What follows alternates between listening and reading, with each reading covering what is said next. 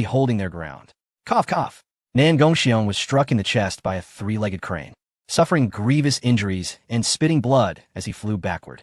The sovereign of the Baiwuguo rushed to his aid, delivering a punch that repelled the three-legged crane. Who would have thought we would have a day of mutual support? Nan Gongxiong forced a smile.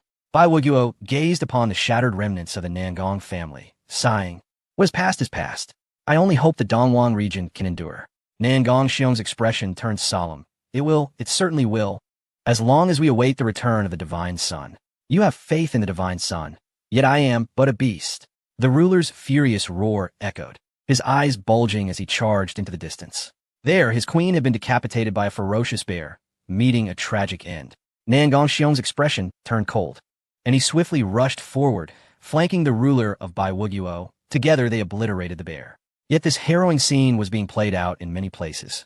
The fifth and sixth holy sons of the Nangong family had already succumbed to madness, spewing blood as their foundations were shattered, leaving them with no future. They exchanged a glance and simultaneously let out a wretched scream, igniting all their life force to forcibly gain tenfold combat power, recklessly charging at the enemy. The students of Beima Academy were also engaged in battle. They wielded righteous energy, resisting the encroaching forces of the Hongmeng Devil Sea, occasionally slaying demons. However, many disciples fell to the demon's onslaught. One disciple, his lower half obliterated, cried out in anguish, "Damn beasts! Were it not for our master's absence, you would not dare act so recklessly." A great Pong descended from above, unleashing a force that obliterated the academy disciple, coldly stating, "Do not speak of your young master." Even if the elder master returned, he could hardly alter the dire fate of the Dongwang region. This remark reached the ears of the leader of Dongqing City, causing his heart to sink further. "The Great Peng clan, my family's holy son, is a disciple of the Sword Sect. Do you dare oppose the Sword Sect?" A powerful figure from Dongqing City roared. A white elephant ensnared that powerful figure with its trunk, cackling. "The Sword Sect is indeed formidable. But have they appeared?" A strong man from the Qing Lion clan mocked. "At this point, do you still not perceive? The seven great powers of Zhongzhou seek to incite your annihilation, to spur Chu Xiaoyuan and the others to cultivate earnestly." Upon hearing this, despair washed over the four great immortal factions. Indeed, they had long realized that the seven great powers of Zhongzhou were indifferent to their fate. What mattered to them was only that Yin Qiye and Chu Xiaoyuan could grow stronger. How could they become stronger? Naturally, through harboring hatred and fervently cultivating. Enough of this idle chatter. Kill!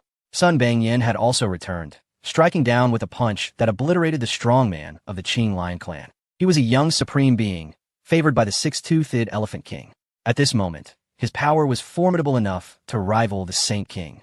Many veteran strongmen of the Hongmeng Devil Sea sought to evade his might. But just as the strongmen of the Hongmeng Devil Sea lamented their plight, a voice from the sky rang out, "Kid, previously my overtures were spurned by you. Do you now regret it? If you willingly join the Holy Demon Sect, I can protect Beima Academy and ensure a bloodline remains in the Dongwang region. What say you?" The words of the Holy Demon Sect caused Sun Bangyan's expression to shift slightly. Such opportunism was utterly despicable. Chapter 153, Repelling the Holy Demon Sect. Merging with the path of time. It must be said, the timing of the Holy Demon Sect's proposal was exquisite. With the Hongmeng Devil Sea launching a massive invasion and numerous other races attacking, the lives lost in the Dongwang region were staggering. Moreover, once the demonic energy enveloped the entire Dongwang region, all cultivators below the emperor level would perish. At this moment, the Holy Demon Sect's willingness to offer protection for a bloodline was tantamount to leaving a flicker of hope for the Dongwang region. A chance for vengeance. "Little son, take your junior brothers and sisters and flee," roared the mountain master of the academy. They wished for Sun Bangyan to evacuate all the academy's disciples, while these mountain masters naturally intended to stay behind and fight to the death. Many family heads cried out in despair, "Sun Bangyan, please take my holy son with you. Leave a legacy. I entrust my holy daughter to you as well. I have resources saved in Zhongzhou. Take whatever you need. Just please save my grandson." A multitude of strong beings from the Dongwang region, caught in a frenzy of battle, glimpsed a flicker of hope and began pleading incessantly. They only wished to leave a bloodline for their families. Sun Bangyan found himself in a quandary. "Let's go. I'm sorry for these people," he thought, knowing his resolve would undoubtedly be compromised. Yet to stay meant he would be responsible for the deaths of these individuals, filling him with even greater guilt. It must be said, the holy demon sect was indeed malicious, coercing Sun Bangyan in such a manner. Kid, consider quickly. Your brothers and sisters are on the brink of extinction. The holy demon sect strongman urged with smug delight. Sun Bangyan gazed downwards. There, a dozen or so academy disciples were trampled into a pulp by steel-skinned wild boar. These were the elite of Bema Academy. They were merely 14 or 15 years old, at the peak of their growth, poised for rapid advancement. In the future, among them could arise a saint, or even a saint king. Yet now, they perished in such a wretched manner, their bodies indistinguishable. Similar tragedies unfolded elsewhere, some even more harrowing. The numbers of Bema Academy's members dwindled rapidly. Of course, the indigenous beings of the Dongwang region were also perishing in increasing numbers. Witnessing the scene, despair crept on his son Bangyan's face.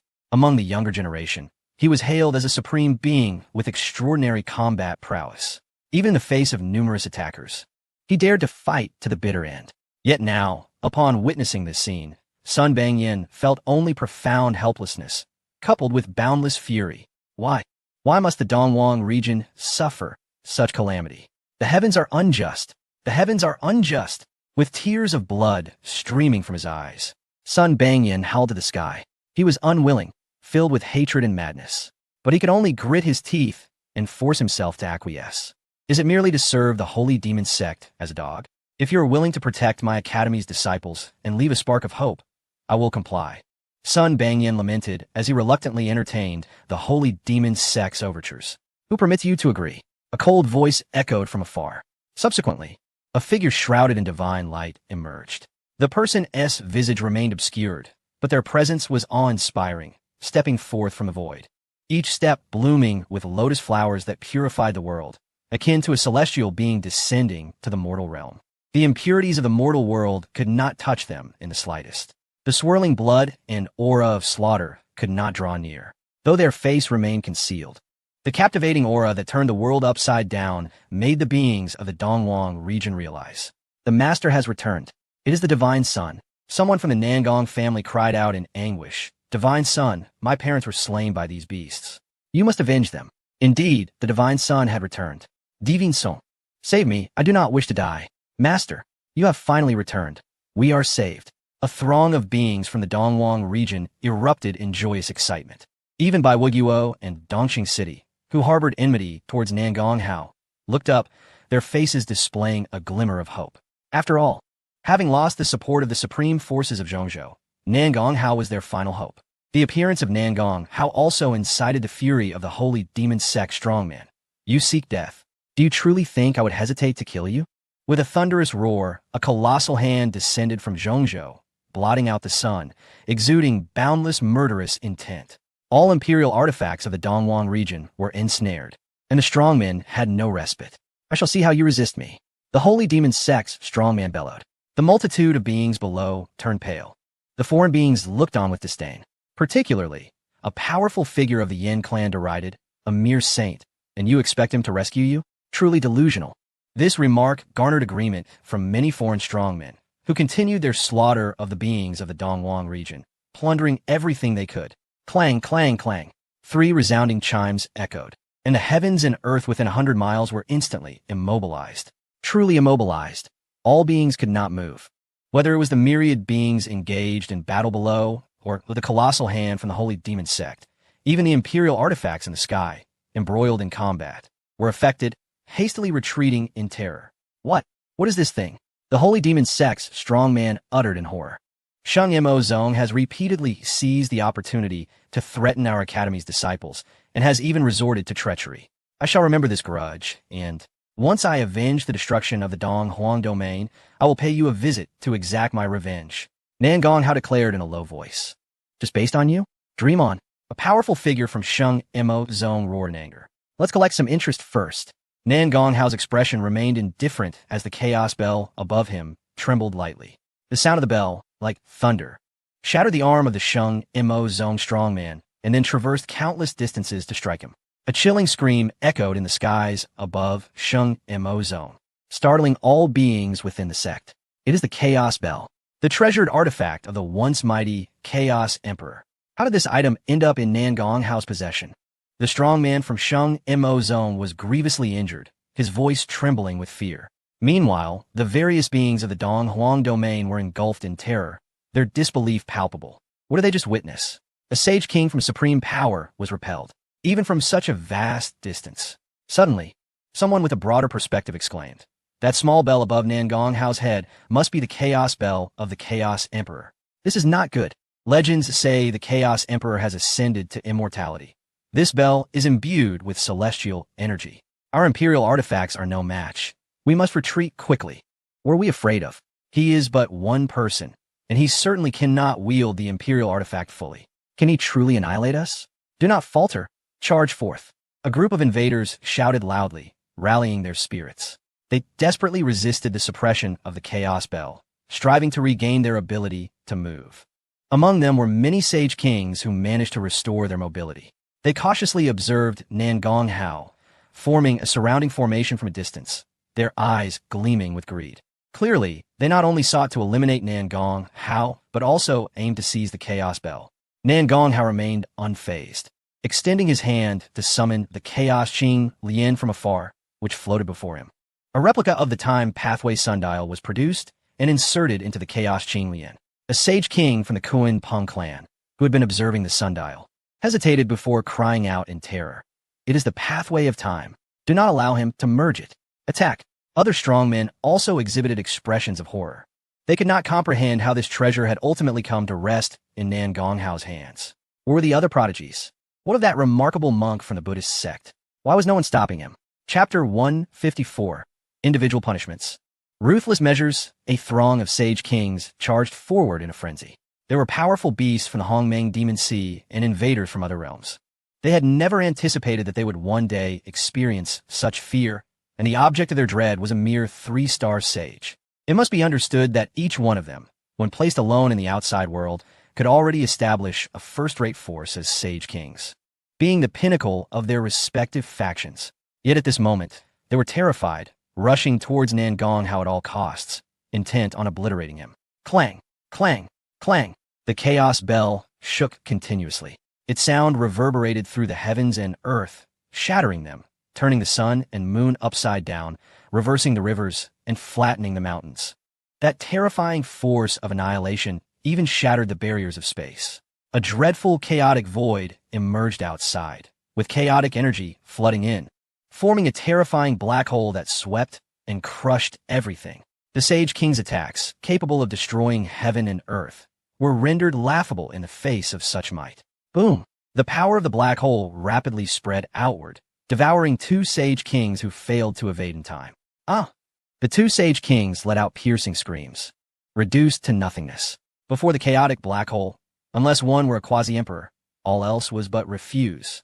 This is bad. This fellow has truly mastered the Chaos Bell completely. What terrifying power! Run! Damned! Why? A group of Sage Kings seethed with rage and resentment. Yet they could only flee, for none could match the Chaos Bell's might. Under the watchful eyes of all, Nangong Hao integrated the pathway of time into the Chaos Qing Lian. Buzz! The Chaos Qing Lian trembled with a blue light, radiant like a great sun descending, yet imbued with a gentle force that instilled an overwhelming sense of peace. Upon witnessing the fusion of the Chaos Qing Lian with the pathway of time, Nangong Hao calmly stated, "I wish to reverse time." He aimed to turn back time to when the Dong Huang domain had not yet suffered calamity. However, the Chaos Qing Lian rejected this notion, as it would lead to its own destruction and ultimately cause Nangong Hao to vanish entirely. While the pathway of time could indeed reverse time, it required the caster to possess sufficient strength to withstand the backlash from the universe. It must be noted that while Nangong Hao continuously reversed time for himself or within a limited range, forcibly reversing the time of an entire domain was tantamount to opposing the laws of the cosmos. Even an emperor could not achieve such a feat. Nangong Hao felt a pang of disappointment. Is it impossible? Then let us immobilize them instead. Having absorbed the entirety of the pathway of time, Nangong Hao's temporal divine powers were replenished. The bell behind him became increasingly clear, as if it were a tangible entity. At that moment, with a command from Nangong Hao, the power of the bell radiated forth, combining the strengths of the hour, minute, and second hands to control the entire battlefield. The Chaos Bell trembled in the sky, synchronizing with this supreme imperial artifact, as the might of the supreme pathway instantly froze the time and space in all directions. From Sage Kings to the tiniest blades of grass, none could move. They were all immobilized. Of course, these strong men had come equipped with Imperial artifacts, allowing for some resistance. Their Imperial artifacts were formidable, even surpassing the 4 great Imperial artifacts of the Dong Huang domain. Thus, previously, the invaders' Imperial artifacts had controlled the 4 great Imperial artifacts of the 4 indomitable forces of the Dong Huang domain, preventing them from coming to its aid. But now, the situation had reversed. The 4 great indomitable forces' Imperial artifacts fervently activated their own powers, even at the cost of their own destruction, to entangle those foreign Imperial artifacts.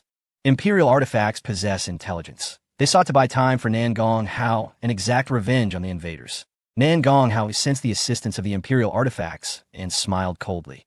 So, who shall I begin my vengeance upon? He cast his gaze downward, his eyes filled with intense killing intent, his aura reaching its zenith. Those who fell under his gaze displayed expressions of profound terror, trembling, and fear, their previous arrogance and slaughter completely vanquished. Meanwhile, the beings of the Dong Huang domain were moved to tears, ignited by a fervent desire for revenge. Never mind. I truly do not know whom to kill first. I shall start with those closest. Nan Gonghao sighed softly, then strolled towards the territory of the Yin clan. The beings of this clan were engulfed in flames, possessing a slight connection to the extreme southern lands. However, they hailed from a central state and were cunning and treacherous.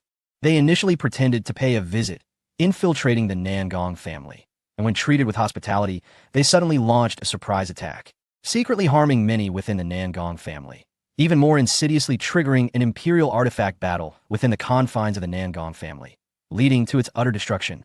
It could be said that the beings of the Yin clan bore the most blood of the Nangong family.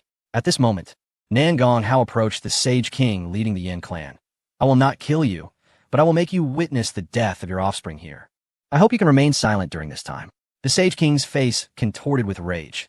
My Yin clan is a first-rate power from the central state. Slap. I told you to be quiet. Nan Gonghao delivered a resounding slap, causing the Sage King to spew blood, his face swelling grotesquely. The Sage King of the Yin clan seethed with fury, yet he was utterly suppressed by the Chaos Bell and could not retaliate in the slightest. How dare you hit me? Slap. Nan Gonghao struck again, this time even harder. I am a first-rate force from the central state. Slap. My Yin clan boasts numerous powerful warriors. Slap. You. Slap. After a barrage of more than 10 slaps, the Sage King of the Yin clan was left as a swollen brise de visage. The physical damage was negligible, but the humiliation was profound. The Sage King was filled with indignation, yet he dared not utter a single word. He had been thoroughly cowed. However, the subsequent scene plunged him into deeper despair. For Nan Gonghao truly did as he proclaimed, strolling across the battlefield and confronting the fiery beings of the Yin clan one by one. Ancestor, save me, cried a fearful monarch of the Yin clan. Yet, Nan Gonghao merely cast a glance in his direction. In an instant, the wretch exploded into nothingness, his flesh and essence devoured by the swirling green lotus. Following this, Nan Gonghao continued his merciless slaughter, absorbing one after another. Even when confronted by a saintly powerhouse of the Yin clan, he simply pointed, effortlessly extinguishing their life. 800 beings from the Yin clan had arrived, not an insignificant number, many of whom were elite practitioners here for training, including the direct bloodline of the leading Saint King. Yet now, they fell one by one, tragically slain before their peers. Most terrifying of all, after dispatching them, Nan Gonghao began to recite something aloud, his voice booming like thunder, resonating like a demonic melody, ensuring every being could hear him clearly. At first, the crowd was bewildered by Nan Gonghao's actions, but soon they realized he was reciting techniques of the Yin clan. He had devoured the essence of the Yin beings and acquired their inheritance, audaciously proclaiming their techniques for all to hear. Although the content pertained only to the cultivation of the Saint King realm, it was sufficient to drive the Yin clan into despair. Their techniques, now known to outsiders, could be freely cultivated and deciphered, putting them at a disadvantage in battle. This was a catastrophic calamity that undermined their very foundation. The eyes of the Yin clan's Saint King burned with rage as he roared, "You shall pay for this. Do not think that the Chaos Bell will allow you to escape unscathed. This is not the only battlefield. Powerful reinforcements will soon arrive." This statement held truth. The Nangong family's domain was not the sole battlefield. Many strong beings were engaged in fierce combat elsewhere. Yet Nan Gong Hao paid no heed, turning to the Saint King of the Yin clan and declaring, "I shall not kill you, but I will strip you of your cultivation, sever your limbs, and force you to endure a life of torment." Upon hearing this, the Yin clan Saint King was utterly horrified. The other beings felt a chill run down their spines. Such brutality, to reduce a being capable of plucking the sun and moon from the sky to a cripple, subjected to a lifetime of ridicule and humiliation, was a fate far more terrifying than mere death. This was the most cruel of tortures. True to his word, Nan Gong Hao swiftly incapacitated the Yin clan's Saint King, severed his limbs, and discarded him as a mere object of mockery in the dust. Having dealt with the Yin clan, Nan Gong Hao did not pause. He approached the Saint King of the Qin Shi clan. "You have devoured many of my Nan Gong family, have you not?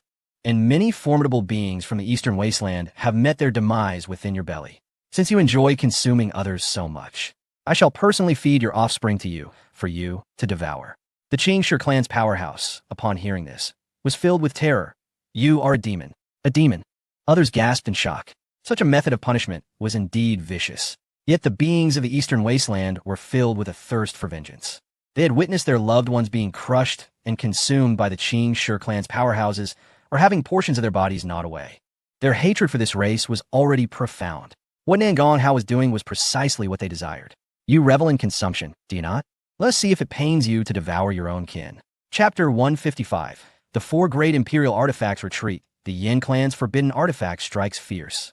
Nan Gong Hao acted on his words. He truly captured all the offspring present from the Qin Shi clan, intending to force them into the maw of their Saint King. Naturally, the Saint King resisted vehemently, gritting his teeth and refusing to open his mouth. Nan Gong Hao employed the Chaos Bell, shattering the Saint King's teeth and then stuffing the offspring inside. He even assisted the Qin Shi Saint King in refining those beings. No! The Qin Shi clan's Saint King roared in despair, nearly driven to madness. Yet he had no power to resist and could only endure the excruciating torment of consuming his own progeny. Following this, Nan Gong Hao utilized the same method to strip the Qin Shi clan's Saint King of his cultivation and absorbed all the essence he had just devoured, not allowing it to go to waste. Of course, he likewise revealed the techniques of the Qin Shi clan to the public. Next, it was the Lei Jiaoshi. Nan Gong Hao turned his gaze towards a group of trembling rhinoceroses in the distance. He approached them, inflicting the most brutal of punishments. Thus, Nan Gong Hao systematically annihilated the 11 clans present, compelling them to pay a grievous price for their incursion into the Eastern Wasteland. Just as Nan Gong Hao was about to punish the Li Long clan, a howling sound resonated from the sky. A void battleship plummeted down. Though it was an Imperial artifact, it had sustained grievous damage and had yet to recover. At this moment, engaging in a fierce battle with an even more powerful Imperial artifact was its limit. The void battleship had been rendered ineffective, losing its Imperial spirit, its power diminished, likely inferior to even some Saint King's treasures. Imperial artifact! The people of the Western Sea wailed. The void battleship had fallen, and their clan was left without an Imperial artifact, destined to languish. The already weakened four great Imperial artifacts of the Eastern Wasteland, now lost one, were further diminished in strength. Soon after, the Han Tian Bell, the Eternal Evergreen Tree, and the Heavenly Emperor's Seal all fell together, their spirits half alive, half dead. It would take thousands of years of nurturing for them to have any hope of recovery, with the four great Imperial artifacts no longer restraining them. An Imperial artifact descended from the sky. It was a small Kunpeng, vibrant and lifelike, as if it were a real being. However, it was, in fact, the Imperial artifact of the Kunpeng clan. Moments ago, a tremendous battle had erupted in the void, with the four great Imperial artifacts of the Eastern Wasteland soaring together. Yet the outcome was that their adversary was merely one Imperial artifact of the Kunpeng clan. This was terrifying. How strong was the Kunpeng clan? They had only one Imperial artifact, yet it could simultaneously suppress the four great Imperial artifacts and emerge victorious. This revelation filled many beings of the Eastern Wasteland with bitterness and dread. Nan Gong Hao, however, remained indifferent, sending the Chaos Bell crashing forward. The Kunpeng Imperial artifact screeched, its form swelling, unfurling its immense wings, and struck fiercely at the Chaos Bell. Boom! The collision unleashed a tempest, altering the very colors of heaven and earth. Yet the result was that the Kunpeng Imperial artifact was pushed back slightly. It could not contend with the Chaos Bell. However, the Chaos Bell was also unable to aid Nangong Hao in controlling these beings any longer. Just then, a piercing cry shattered the void. A flaming orb soared into the air, hurtling towards Nangong Hao. Divine Son, be careful. That is the Yin clan's forbidden artifact. It triggered the Han Tian Bell to engage in an Imperial artifact battle, and it is exceedingly terrifying, roared Nangong Xiang. Nangong Hao's eyes turned cold. It was merely a forbidden artifact, less than a tenth of the true power of an Imperial artifact. Yet even so, it could compel the Han Tian Bell to initiate an Imperial artifact battle, threatening the destruction of the Nangong family. Did the strength of Zhou truly surpass that of the Eastern Wasteland by so much? This thought flickered through Nangong Hao's mind. He did not dwell on it. Instead, he reversed the hands of the bell behind him. The power of time erupted, directly casting the Yin clan's forbidden artifact thousands of zhang away. Nangong Hao let out a muffled groan. He had been injured. There was no choice. The Yin clan's forbidden artifact was something that even the Han Tian Bell feared. Though Nangong Hao was strong, he could not compare to the Han Tian Bell. As he resisted the forbidden artifact, the time-space power that had confined the many beings present dissipated. I can move. I can move. Nangong Hao could no longer hold on. Kill. Annihilate the Eastern Wasteland. Kill your mother. A multitude of beings cried out, eager to continue their rampage. Yet many others chose to flee. The Kunping Imperial artifact was in retreat. If the Chaos Bell subdued it, it would then turn its attention to the Yin clan's forbidden artifact. At that point, these beings would be ensnared, unable to escape. Even the Hongmeng demon Si hesitated, pondering whether to retreat or remain. At that moment, a stone figure appeared. The stone giant roared into the sky. I am the servant of the divine. All survivors of the Dongwang domain, gather around. I bestow upon you sacred runes to vanquish the invaders. Those who had witnessed the chaos at the Ascending Heaven Pavilion recognized him as a holy spirit. The revelation of his allegiance to Nangong Hao filled the beings of the Dongwang domain with a mix of astonishment and joy. In contrast, the Hongmeng demon Si seethed with rage. Soon, a multitude of beings from the Dongwang domain congregated around the stone giant. He unleashed his power, and the sacred runes spread forth, affixing themselves to each being. In an instant, their combat prowess surged, and they developed a newfound synergy, fighting with unparalleled strength. It turned out that the great Tao of all things possessed such marvelous utility. Not only could it draw energy from all things, but could also nurture them, enhancing their capabilities and enabling collaborative efforts. Moreover, there was a wondrous effect. It could enlighten certain beings, granting them wisdom, and even transform stones and flora into demonkin. However, such abilities could only be harnessed at an exceptionally high level of mastery. With the stone giant commanding the myriad beings in unison, they began to drive back the self-righteous invaders, who had thought the Dongwang domain an easy target. Now, faced with relentless resistance, the invaders were disheartened and fled in despair. The beings of the Dongwang domain, unwilling to relent, pursued them with fervor. Meanwhile, Nangong Hao was fully engaged in combating the forbidden artifact of the Flame Clan. How dare this mere artifact act so brazenly? A cold expression crossed Nangong Hao's face as he produced the Qinxiu reincarnation brush. Refraining from summoning the Book of Life and Death, knowing the artifact lacked sentience, rendering the book ineffective. Instead, he wrote in the air, conjuring divine dragons and forming bolts of lightning. He was manifesting the order of painting. Everything he depicted became a tangible reality, bombarding the Flame Clan's artifact with relentless fury. The Flame Clan's Sage King lay on the ground, laughing maniacally. You cannot defeat us. Our forbidden artifact is invincible. In response to his taunts, the artifact erupted in a torrent of flames, painting the sky a brilliant crimson, and surged towards Nangong Hao with unbearable heat. The flames resembled fiery clouds, morphing into countless ancient ferocious beasts, fierce and formidable. As Nangong Hao rapidly inscribed defenses against the flames, he began to retreat swiftly. The escalating pressure weighed heavily upon him, turning his expression grave, and a trace of blood appeared at the corner of his mouth. He could no longer withstand it and coughed up blood. Ha ha! You are doomed. My Flame Clan's forbidden artifact will obliterate everything here. The Flame Clan's Sage King cackled. Yet soon, his laughter faded, replaced by wide-eyed terror. Replicating the Great Tao. How is this possible? I am filled with hatred. Chapter 156. The Hongmeng Demon Si intervenes, inviting the Buddhist sect for assistance before Nangong Hao. The power of the great Tao intertwined as he sought to replicate the Flame Clan's forbidden artifact. The radiant strands of Tao power glimmered like finely carved jade, translucent and immensely precious. As they wove together, a fiery orb gradually took shape. Its essence mirrored that of the Flame Clan's artifact. No, no. The Flame Clan's Sage King fell into despair. He comprehended that once the replication succeeded, Nangong Hao could replicate the artifact at will. This meant he could effectively control the imperial artifact of the Flame Clan. A cataclysmic burst of crimson flames erupted, colliding with the fiery clouds above, producing two conflagrations.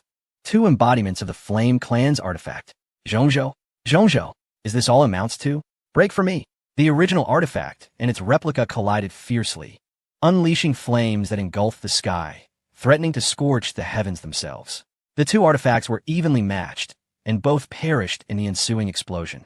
Nangong Hao disregarded the cataclysmic aftermath, focusing instead on calming the four great imperial artifacts in the distance as he pursued the fleeing invaders.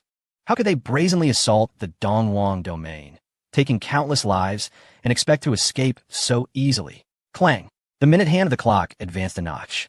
Nangong Hao's figure suddenly appeared 1,000 miles away. His speed surpassed even light itself.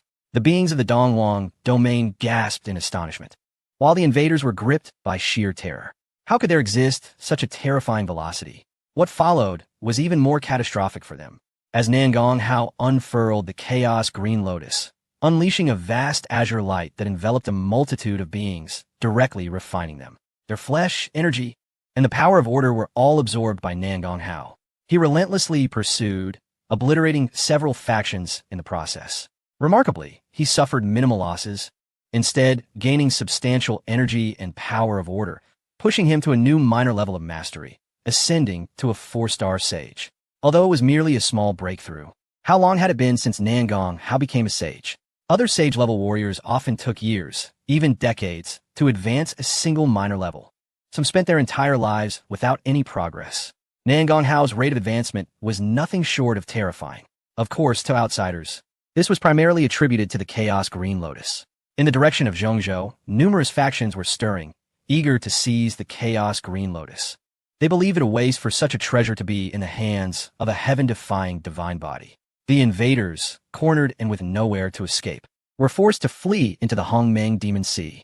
The Kunpeng clan, too, had no choice but to retreat. The Hongmeng Demon Sea had already encroached upon more than half of the Dongwang domain's territory, driving countless beings into the corners. If the Fox clan and the Fighting Demon Ape clan were to intervene, the Dongwang domain would have already fallen. Yet, despite the urging of the Kunpeng Emperor, these two races steadfastly refused to take action. Not only them, but even the factions they controlled declined to engage. Furthermore, many rogue cultivators within the Hongmeng Demon Sea remained inactive. Consequently, the Hongmeng Demon Sea had only mobilized less than half of its strength this time. Yet, with the special misty effect of the Hongmeng Demon Sea, combined with the opportunistic invaders, had it not been for Nangong Hao's unexpected acquisition of the Chaos Clock, the Dongwang domain would surely have been overrun. Now, the Kunpeng clan was reluctantly retreating into the Hongmeng Demon Sea. Other foreign invaders also fled using the Demon Sea as cover. This left the Kunpeng clan feeling utterly humiliated. The Kunpeng Emperor gritted his teeth, vowing in the depths of the sea, Nangong Hao, you better remain in the Dongwang domain for the rest of your life. Otherwise, within a day, just one day, and I will conquer this place. His words spread throughout the Dongwang domain, eliciting sorrowful expressions from all beings. They understood that without Nangong Hao, they would all perish. Yet, Nangong Hao could not remain in the Dongwang domain indefinitely. Given the current trajectory, he estimated it would not be long before he ventured to the outer battlefield. Suspended outside the Hongmeng Demon Sea, Nangong Hao stood like an immortal king in a tumultuous world, proud and solitary. In the face of the Kunpeng Emperor's threats, he merely chuckled softly. The Dongwang domain is too small. I must admit, it has limited my vision. This was a genuine sentiment, and all understood it. Had Nangong Hao been born in Zhongzhou, or even in the other peripheral 3 domains, he would likely already be a Sage King by now. His talent was too formidable, his fortune too magnificent. However, his words instilled fear in many. Did this imply he intended to abandon this place and depart? The Kunpeng Emperor was taken aback. Probing, are you leaving? Yes, I anticipate venturing out soon, Nangong Hao replied nonchalantly. Haha, indeed wise. The Kunping Emperor suddenly burst into laughter. Abandon the Dongwang domain. You are a dragon among men and should not be confined to this place. If you wish to depart, I can lift the blockade of the Hongmeng Demon Sea and facilitate your exit. Clearly, the Kunping Emperor eagerly anticipates Nangong Hao's departure. The formidable beings of the Hongmeng Demon Sea also express their delight. The departure of such a great calamity is undoubtedly a boon. Nangong Hao chuckled softly, stating, I indeed wish to leave, but the path does not require your assistance. I shall carve it out myself. What do you mean? The Kunping Emperor's voice turned icy. Do you intend to oppose the Hongmeng Demon Sea single-handedly? Such delusions. The other powerful entities of the Hongmeng Demon Sea were equally incensed, hurling scornful rebukes. Who do you think you are? Is the Chaos Bell so remarkable? Can it dispel the mist of Hongmeng? Dream on. Ignore him. This fool believes himself invincible. Lost in madness. A multitude of alien beings derided Nangong Hao, mocking him for his audacity. Nangong Hao remained unperturbed. He understood that neither the Chaos Bell nor the Chaos Qinglian could possibly dispel the mists that have existed since the era of Hongmeng. Yet he had allies. His eyes gleamed with golden light as he utilized his celestial vision, piercing through the Hongmeng Demon Sea, traversing boundless distances and reaching the Western Heaven. The Western Heaven, a realm dominated by the Buddhist faith, is inhabited solely by monks and devotees of Buddhism. In this land, where temples abound, some grand, others dilapidated, countless structures stand. However, at the very heart of the Western Heaven, within a radius of 1,000,000 miles, there lies but a small, crumbling temple. Within this temple, a withered figure sits in meditation. The figure, emaciated and frail, resembles a mere shadow of its former self. One could easily mistake it for a lifeless corpse. Upon seeing this figure, Nangong Hao smiled and remarked, They say that Buddhism and demons cannot coexist, and yet, there are disciples of the faith who claim it is their duty to eradicate the demons of the world. I wish to ask the holy monk, from whence do these demons originate? The two conversed across the vast celestial realm, their words captured by many powerful beings. However, those beings were perplexed as to Nangong Hao's intent behind this query. The dry old monk remained silent, continuing his meditation as if in a state of nirvana. Observing this, Nangong Hao pressed on. The practice of Buddhism draws upon the power of faith, a force derived from the belief of all sentient beings. How does one ensure universal belief? By performing good deeds, slaying demons, and vanquishing evil. Yet, the beasts of the Guangyuan celestial realm are formidable and possess significant backing. How might one confront them? Simply eliminate the demons that come from foreign realms. However, there are not many demons in the Guangyuan celestial realm. This, too, is a simple matter. One can summon them forth from the 18 layers of the demon domain. Thus, I pose this question. O holy monk, the Dongwang domain has reached a point of utter desperation and is in dire need of power. How might I summon those demons from the 18 layers of the demon domain? Upon hearing these words, the beings of the Guangyuan celestial realm were taken aback. Chapter 157. The Holy Monk Takes Action, the Fearless Lion Seal. Many beings grasped the implication of Nangong Hao's words. He was directly accusing Buddhism of summoning demons from the demon domain. If this were true, it would be utterly terrifying.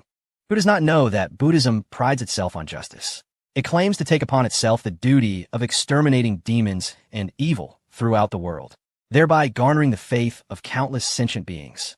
Yet, if the powerful from the demon domain are indeed summoned by Buddhism only to be eradicated as a ruse to deceive the populace, it would be a grave moral failing. The eyes of many powerful beings turned towards the Western Heaven, awaiting an explanation. Although this matter did not directly concern them, after all, they had also bullied the common folk. They would not hesitate to take advantage if Buddhism were implicated. Many had long coveted the cultivation techniques that draw upon the power of faith.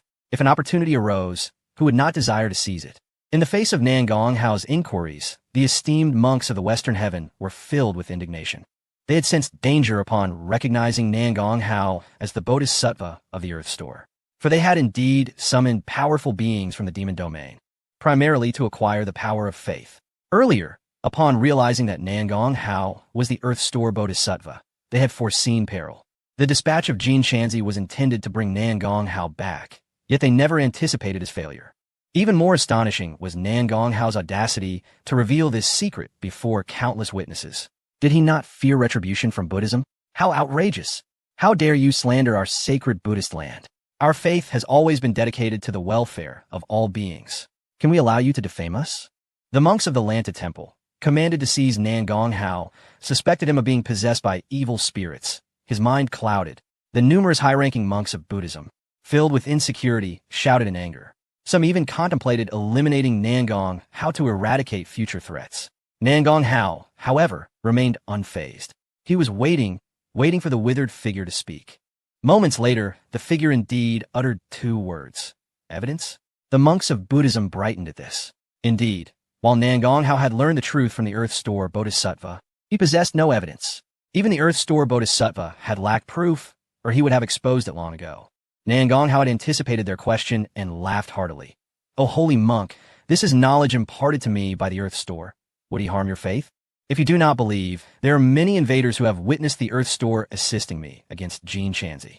If there were no such sordid deeds, why would the once great Bodhisattva of Buddhism assist an outsider against the Buddhist order? Moreover, you, with your esteemed virtue and existence spanning countless epochs, would a mere mortal's words evoke such concern in you? If my words do not provoke your unease, why would you respond to a nameless individual? Even if we entertain the idea of evidence, it is of little consequence.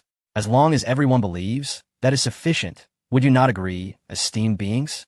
These words plunged the Western heaven into silence. Even the most powerful among them fell into contemplation, for the statement resonated with undeniable truth. The Western heaven is a grand prize coveted by all. Now that Nan Gonghao has raised this question, even if his word were false, there would be those who sought to exploit the opportunity to undermine Buddhism.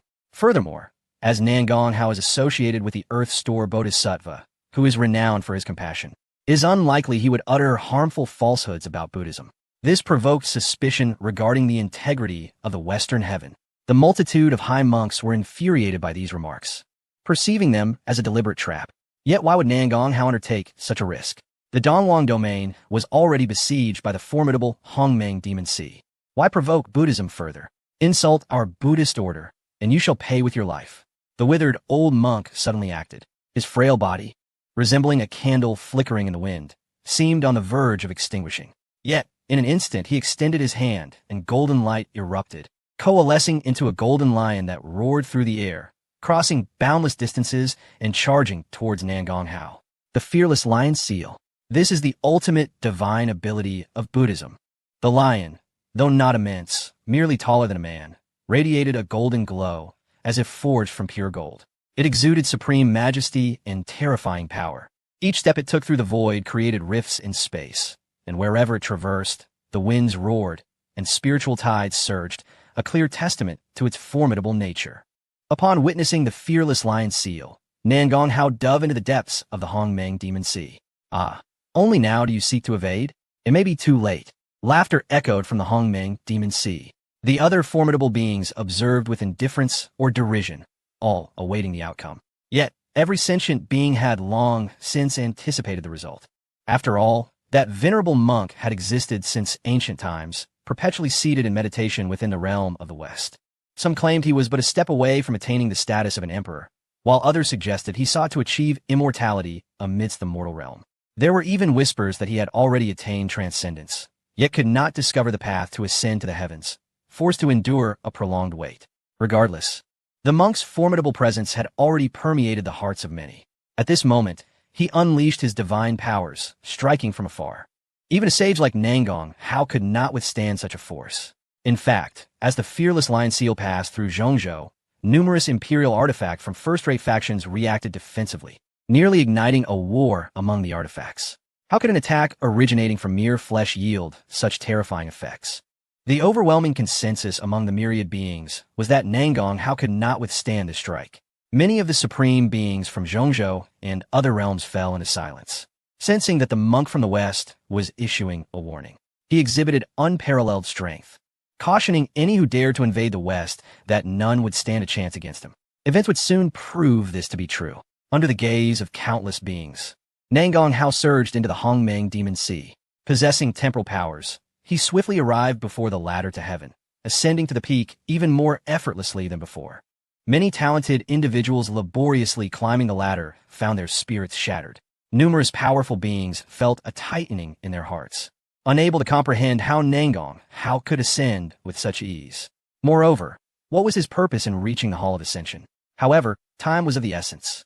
As Nangong Hao set foot in the Hall of Ascension, the fearless lion seal had already descended. A dreadful wave swept through the heavens and the earth. The onlookers were astonished, thinking Nangong Hao intended to use the hall's power to resist. But no, there was another entity atop the hall, the Bodhi tree that had fled from the Valley of Death.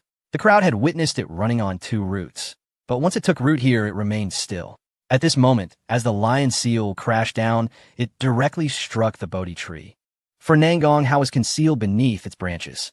The Bodhi tree emanated a rich green radiance, steadfast amidst the golden light unleashed by the lion, resembling an ancient star floating in the void. The lion seal, seemingly immensely powerful, appeared capable of shaking the very foundations of the universe. Yet, regardless of its furious roars and relentless assaults, it could not budge the Bodhi tree in the slightest. The tree, deeply rooted in the Hall of Ascension, with its roots embedded in the bedrock, remained immovable. The collision between it and the lion seal unleashed waves that swept across the surroundings. The surging mists of the Hongmeng Demon Sea, struck by this force, began to shatter. This time, it was not dispersing but crumbling into nothingness. A clear blue sky emerged above the Hall of Ascension, sunlight illuminating it with a resplendent brilliance, resembling a celestial palace descending to the mortal realm. This expanse of clear sky continued to expand, akin to an invisible, colossal entity devouring the mists of the Hongmeng Demon Sea. The sea was swiftly clear at the speed of light, its range compressed. By the time the indigenous beings of the Demon Sea realized what was happening, it was too late to intervene. The onslaught from the monk and the Bodhi tree had directly dispelled a significant portion of the Hongmeng Demon Sea. Originally, the mists of the Demon Sea had encroached upon much of the eastern wasteland, but now its range had shrunk to less than a tenth of its original size. The most tragic outcome was that not only the mists were shattered, but the beings of the Demon Sea suffered at least a 60% loss. Were it not for the protection of the two great royal clans and the Kunpeng clan's imperial artifacts, the consequences would have been far graver. No one had anticipated that a single strike from a monk could nearly overturn the Hongmeng Demon Sea.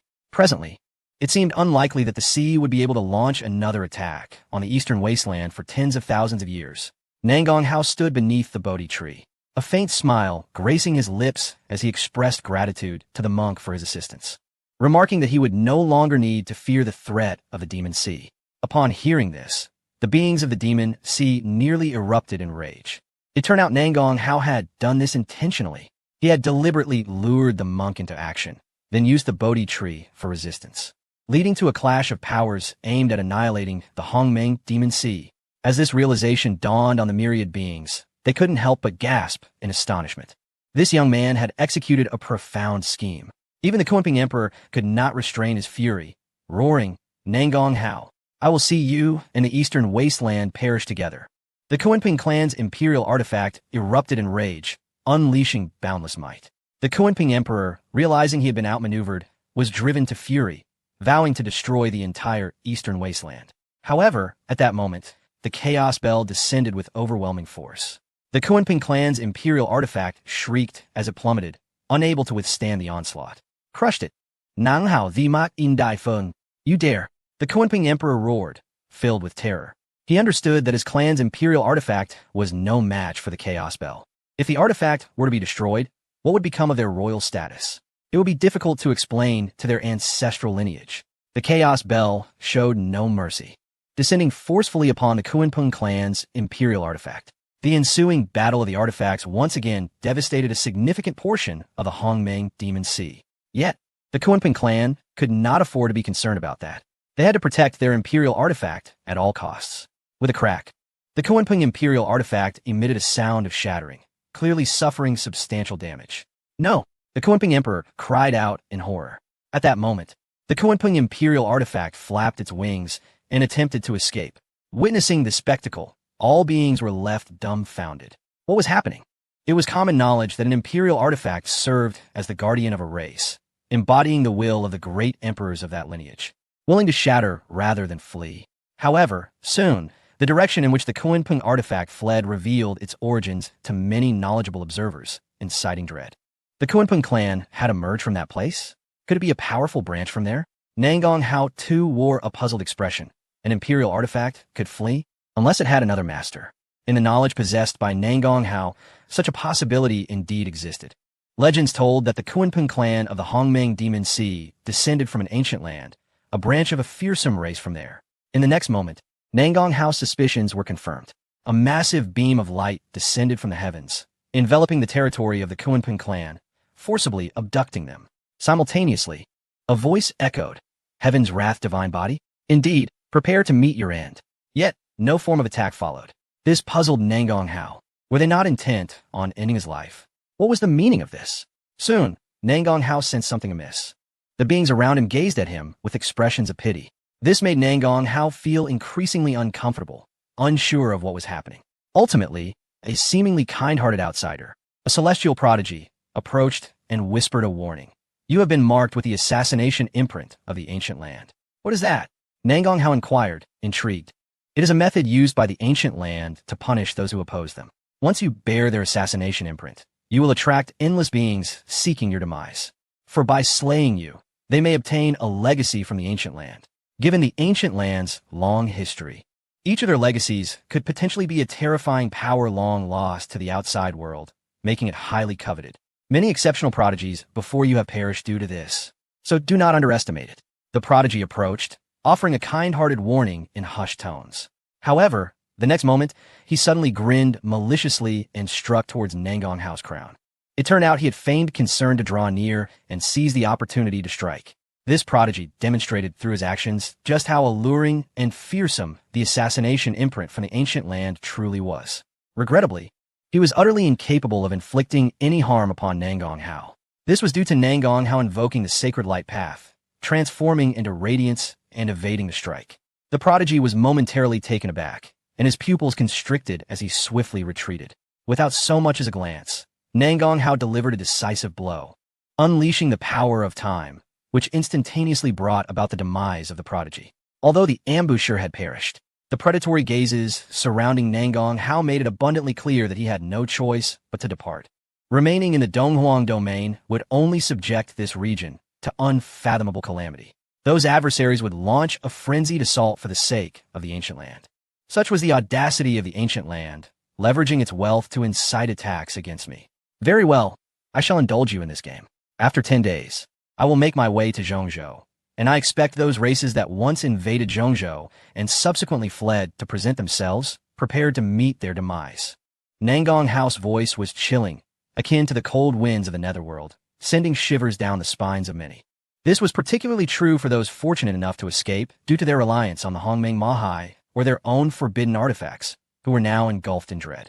Following his ominous declaration, Nangong Hao departed from the Ascending Heaven Hall to return to the Nangong family and assume command. The Donghuang domain was currently in disarray, necessitating a figure to emerge and guide everyone on the next course of action. Naturally, that individual could only be Nangong Hao. As Nangong Hao exited the Ascending Heaven Hall, the Western Heavenly Buddhist sect remained utterly silent. No one spoke, nor did anyone attempt to launch an ambush. It was as if nothing had transpired moments before, leaving the onlookers in utter astonishment. After all, Nangong Hao had unveiled a significant secret about the Buddhist sect, and the divine monk had nearly eradicated him. How could it be that after a single strike, there was no further response? What was amiss? Chapter 159, Visitors from Zhongzhou. Utterly shameless, the Hongmeng Mahai was on the brink of annihilation. The surviving forces could only watch helplessly as Nangong Hao departed from the confines of the Mahai. None dared to act. The Western Heavenly Buddhist sect remained as quiet as a grave, leaving many to speculate about the reasons behind the silence. However, numerous powerful figures harbored vague suspicions. It was highly probable that Nangong Hao and the Buddhist sect had reached an unspoken agreement. This arrangement entailed Nangong Hao refraining from presenting substantial evidence of the Buddhist sect's misdeeds, while the sect would assist in eliminating the Hongmeng Mahai. Presently, both parties had achieved a precarious equilibrium. Nangong Hao would withhold his revelations, and the Buddhist sect would refrain from executing him. Yet, the future remained uncertain. Upon this contemplation, the gazes of numerous formidable beings flickered with intrigue. It appeared that Nangong Hao indeed possessed significant leverage. Otherwise, why would such a colossal force as the Buddhist sect be constrained by him? However, Nangong Hao's strength was insufficient to fully exploit this leverage. What if it were to fall into the hands of others? At this moment, all 7 of the paramount forces were stirred. Additionally, many self-proclaimed wise individuals were also formulating their own schemes. They all aspired to seize the evidence of the Buddhist sect's transgressions from Nangong Hao, hoping to gain an advantage over the sect, and they yearned to eliminate Nangong Hao to claim the rewards of the ancient land. Nangong Hao was acutely aware that he had likely captured the attention of all beings within the entire Guangyuan Tianyu.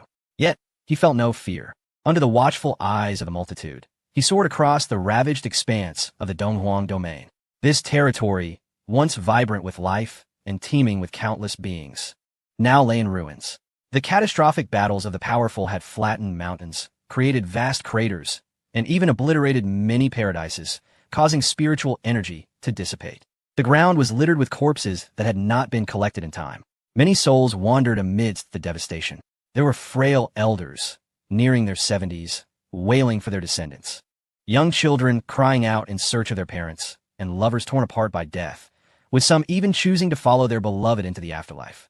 Entire families had been extinguished, transforming into barren wastelands, with vengeful spirits swirling about, filled with resentment. All of this evoked an overwhelming sense of sorrow and indignation within the hearts of those who witnessed it. As Nangong Hao traversed the desolate land, his gaze grew colder with each passing moment. Yet, even amidst this tragedy, there were those who continued to plunder. These were powerful beings from other regions who had previously concealed themselves and had not departed. Now, they sporadically emerged to pillage, only to swiftly retreat, evading capture and slaughter. The harrowing events continued to unfold. Nangong Hao unfurled the Fengshen Bang, releasing the likes of Lietian Dashing and other subordinates, coldly commanding, annihilate the outsiders. The previous battle had erupted unexpectedly, and Nangong had been compelled to confront numerous powerful adversaries, resulting in Lietian Dashing and his formidable comrades not being summoned in time. He now ordered these mighty beings to hunt down the remaining foreign forces. Lietian Dashing and others were among the elite of the Hongmeng Mahai. Even if placed in Zhongzhou, they would still be regarded as formidable powers. Hunting down some scatter bandits would be well within their capabilities. Moreover, with the Fengshen Bang in hand, they were obliged to obey his commands. The Jinyao Baihu and the Shitarin were also hard at work. Nangong Hao returned to his family stronghold. The 4 immortal forces were present, and many survivors were hastily arriving. They were uncertain of what the future held and wished to see how Nangong Hao would respond. Observing the ruins of the Nangong family and the sorrowful multitude below, Nangong Hao sighed. From this day forth, the Donghuang domain shall no longer have the 4 immortal forces, nor any of the first-rate families, nor those so-called idle factions. All shall unite to form the Donghuang Alliance, electing 12 elders to oversee its governance. Each family must not conceal their cultivation methods and resources, but share them openly, dedicating themselves to the cultivation of formidable beings. As we are but a few survivors, we must bind together as one to resist the encroachment of powerful outsiders. Upon hearing these words, many powerful figures from various factions let out a resigned sigh. Indeed, among them were numerous bitter enemies, even families that had feuded for generations. If they were to merge into a grand alliance, merely reconciling past grievances would prove to be a formidable challenge. However, the losses suffered by the Donghuang domain's warriors were too great. If they failed to unite, they would likely face complete annihilation at the hands of invading forces. Furthermore, it was the 4 immortal forces that stood to lose the most. After all, their resources and cultivation methods far surpassed those of other factions. To reveal their legacies would be to grant an undue advantage to their rivals. For this reason, the 4 immortal forces were somewhat reluctant, and even the Nangong family exhibited signs of resistance. Seeing the hesitance among the crowd, Nangong Hao's expression turned cold. Have you not yet realized, after all that has transpired? The Donghuang domain ranks at the bottom of the Guangyuan Tianyu, and even a casual first-rate force could obliterate all our factions. In such dire circumstances, if we do not unite and strive for collective progress, we will inevitably face extinction. Moreover, this is not a demand for you to relinquish your treasures without compensation. You will also gain access to the cultivation methods of other factions for mutual benefit, which will be advantageous for all families. Upon hearing Nangong Hao's words, the 4 immortal forces felt somewhat reassured. Indeed, they were not only giving, but would also receive in return. Moreover, Nangong Hao was now their sole beacon of hope. If they failed to comply and push him away, the Donghuang domain would truly be left with no path other than extermination. Just as Nangong Hao was persuading them, news arrived from Zhongzhou. Dongqing City has come to Zhongzhou to become a vassal of the Sword Sect. A small sword flew from Zhongzhou, bearing the invitation of the Sword Sect. The people of Dongqing City were filled with a mix of elation, bitterness, and fury.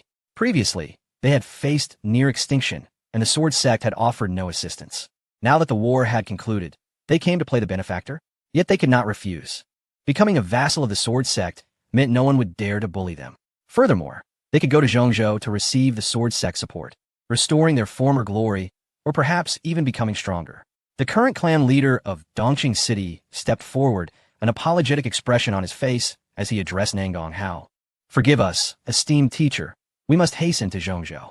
Nangong Hao, with an indifferent demeanor, waved his hand. "Go ahead, just remember you were once inhabitants of the Donghuang domain." He did not intervene, as he could comprehend the situation. The Jianzong had provoked Nangong Hao on behalf of Chu Xiaoyuan. Should Dongqing Cheng merge with the Nangong family, Chu Xiaoyuan would find it impossible to act against him in the future.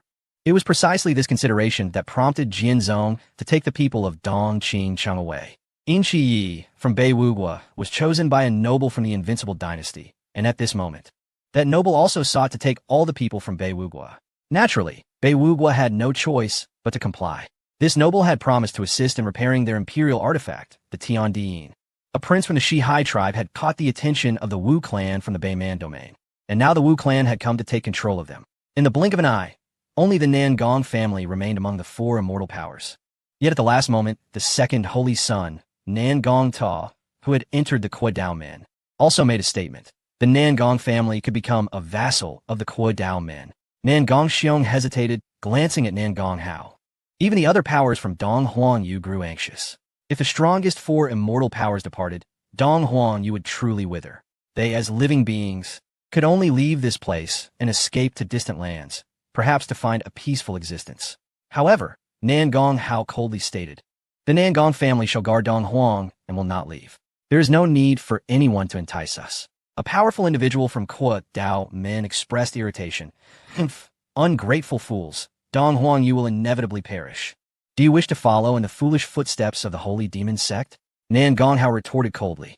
"You, very well. When Nangong Tuo defeats you and takes the position of holy son, the Nangong family will still come to Zhongzhou." The Kuodao men expert retreated in frustration, yet did not dare to strike at Nangong Hao. After all, the power of the Chaos Bell was far too terrifying. The numerous experts from Guang Yuan Tian Yu felt a chill, realizing that Nangong Hao was indeed formidable. However, they were also eager to observe the unfolding drama. Just as they spoke of the four immortal powers uniting as one, three families were taken away. They were keen to see how Nangong Hao would respond. Chapter 160, Journey to Zhongzhou, Encountering an Ambush. The four immortal powers had seen three families taken away, leaving only the Nangong family to maintain order. Everyone was eager to witness how Nangong Hao would manage the situation. The Donghuang alliance was still established, but there was no requirement for each family to relinquish their techniques and resources. They merely needed to periodically complete the tasks assigned by the Nangong family to receive various rewards, including techniques. Nangong Hao spoke indifferently, then procured a pile of jade slips, inscribing numerous techniques he had acquired from the previous invaders. The powerful beings devoured by the Chaos Qing Lien numbered in the tens of thousands, gaining a considerable amount of techniques. Although many were incomplete, they could still master some unique divine abilities after cultivation. Nangong Xiong had been troubled about sourcing resources to issue tasks. Upon seeing these techniques, he let out a sigh of relief. The other powers had no objections either. After all, the Nangong family was now the most powerful force in Donghuangyu, and their dominance was unquestionable. They were willing to release resources to provide opportunities for growth, requiring only the completion of some tasks, a gesture of great benevolence. Moreover, it was evident to all beings that these tasks would undoubtedly benefit the development of Donghuangyu. Naturally, they were more inclined to join the Donghuang alliance. Nangong Hao made his decision, leaving the subsequent matters concerning Donghuangyu to Nangong Xiong and others. He sought out the many ancestors who were recuperating, primarily looking for Nangong Wu Shuang. Although he was strong, he had also sustained significant injuries in this battle and was in recovery. Third uncle, I must embark on a journey. From now on, the fate of Donghuangyu rests in your hands. Nangong Hao summoned the Chaos Bell, allowing Nangong Wu Shuang to leave an imprint on it for usage. Nangong Wu Shuang's expression grew serious. You intend to leave the Chaos Bell behind? Many are seeking your life. This is far too dangerous. It matters not. With the Chaos Bell, I can prevent others from causing trouble. Dong Huang, you must grow stronger swiftly to have a chance of survival in the impending great conflict. Nangong Hao sighed lightly. Nangong Wu Shuang's expression stiffened. What great conflict? I have glimpsed a fragment of the future with my Tian Yin Tong. Nangong Hao's countenance grew grave. The ascending heaven palace opens, and chaos ensues. These words shook Nangong Wu Shuang to his core. The ascending heaven palace was the root of the turmoil, yet, upon reflection, it made sense. This was an era of great contention, with countless prodigies emerging, even giving rise to terrifying physiques such as the divine punishment body. Now, the ascending heaven palace had also appeared, claiming it was not yet time for it to open. What was it waiting for? Naturally, it awaited the moment when Guang Yuan Tian Yu truly descended into slaughter and chaos. Understanding this, Nangong Wu Shuang's heart grew heavier. The fact that Dong Huang Yu had been nearly obliterated, yet the ascending heaven palace had not opened indicated that this was not yet a true chaotic era. What would it take to reach that point? Would Guang Yuan Tian Yu need to suffer half of its population in casualties, or even more? Such a thought was almost unimaginable. Nangong Hao made his instructions clear, leaving the Chaos Bell behind, and set forth alone. He left behind the Stone Man and the Liatan Dasheng, among others. With these prodigies present, they could safeguard the newly established Dong Huang alliance. Moreover, their presence would deter the powerful beings of the Hong Meng Mo Hai from taking advantage of Nangong Hao's absence to strike. As for Qin Shui Yao and the others, they had previously ascended the ascending heaven ladder and were taken by the Yingnu sect, one of the strongest forces in Zhongzhou. Even Sun Bangyan, who had been unwaveringly loyal to Nangong Hao, was forced to leave when the Qianji Pavilion took away by Ma Academy. Consequently, it was now that Nangong Hao set forth alone on his journey to Zhongzhou. He arrived at the point where Dong Huang Yu connected with other regions. This area had once been shrouded by the Hongmeng Mo Hai, with only one passage leading to Zhongzhou. However, now the expanse of the Hongmeng Mo Hai had been minimized, allowing all beings to freely enter and exit Dong Huang Yu. Those who had been forced to remain in Dong Huang Yu were now joyfully departing. They sought to leave Dong Huang Yu and explore the broader world. This development would benefit Dong Huang Yu, as more merchants would come from outside to engage in trade. Although some of these merchants were unscrupulous, selling inferior goods and deceiving the beings of Dong Huang Yu, many others were genuinely honest and fair. The Qianji Pavilion, having aided Dong Huang Yu and established a presence beforehand, had now set up trading posts, becoming some of the most trusted places for many beings. Overall, this episode in Dong Huang Yu could be considered a rebirth from the brink of death. Despite the countless casualties, it had opened a passage to the outside world. If this positive development continued, Dong Huang Yu would soon flourish once more, catching up with other regions. In chaotic times, human life is the least valuable commodity, as new life can quickly proliferate to fill the void.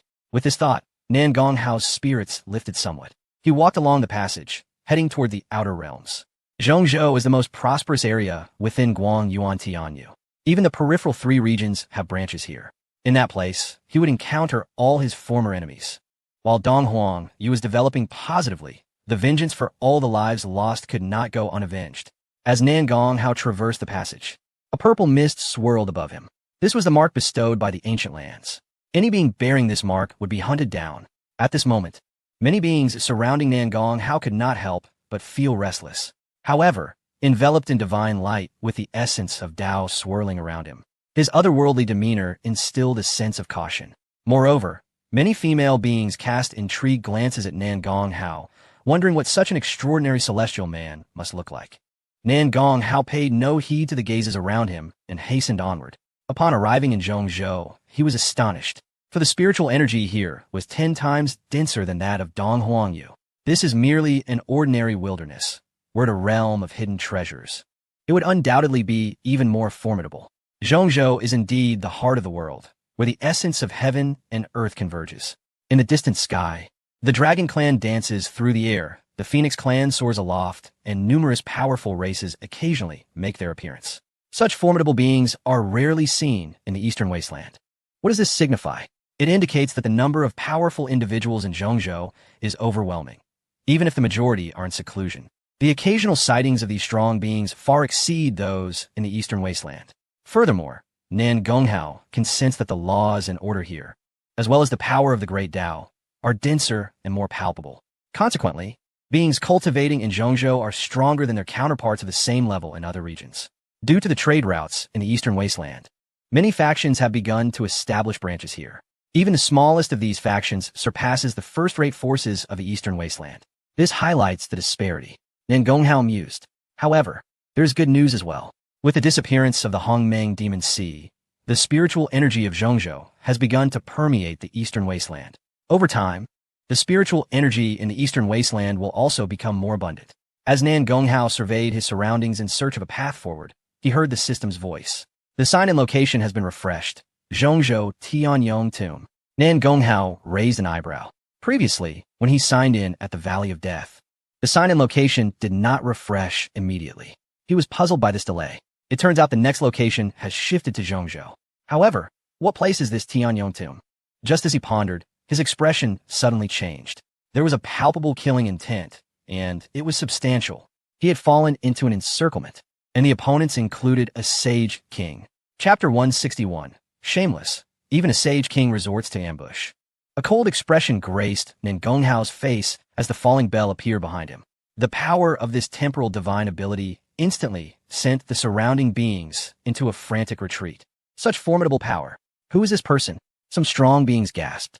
But soon, many recognized the ancient mark above Nangonghao's head. They immediately understood his identity and realized that someone had come to assassinate him, prompting them to withdraw hastily. Nangonghao paid no heed to these insignificant creatures. His gaze fixed intently on the hidden direction of the Sage King. He spoke in a deep voice. A dignified Sage King dares not face me in battle, resorting instead to a hidden ambush. A collective gasp echoed among the beings present. All were astonished to discover that a Sage King was lurking nearby, merely to deal with Nangonghao, who had emerged from the fringes of the land. Was it worth it? Upon hearing Nangonghao's mockery, an ancient voice responded from the shadows. There is no need for this old man to take action against a mere minion like you. Your companions are likely to meet their demise. A faint smile graced Nangonghao's face, exuding an unparalleled dominance. At that moment, a young prodigy clad in azure stepped forward, mocking. Do you think this is the kind of countryside found in the Eastern Wasteland? We are not comparable to the trash you once slaughtered. Just as Nangonghao was about to respond, another pair, a man clad in armor and a woman in a captivating red dress, emerged. Both were young and possessed formidable strength. Their aura instilled fear in many of the nearby sages. The power of these two was quite familiar. Could they be Xian Ning and Xie Manyun, the infamous Bloodfiend siblings? This is disastrous. Retreat quickly. Once these two make a move, rivers of blood will flow, and none below the sage level can survive. The sinner from that ancient land is doomed, not only to die, but perhaps to be refined into a blood spirit. Terrifying. A chorus of voices echoed as the crowd retreated. Nangonghao, too, recognized that the pair of siblings was even more powerful than the initial azure-clad man. He turned to see Xie Manyun gazing at him with a dazed expression. Brother, I like this man, once refined.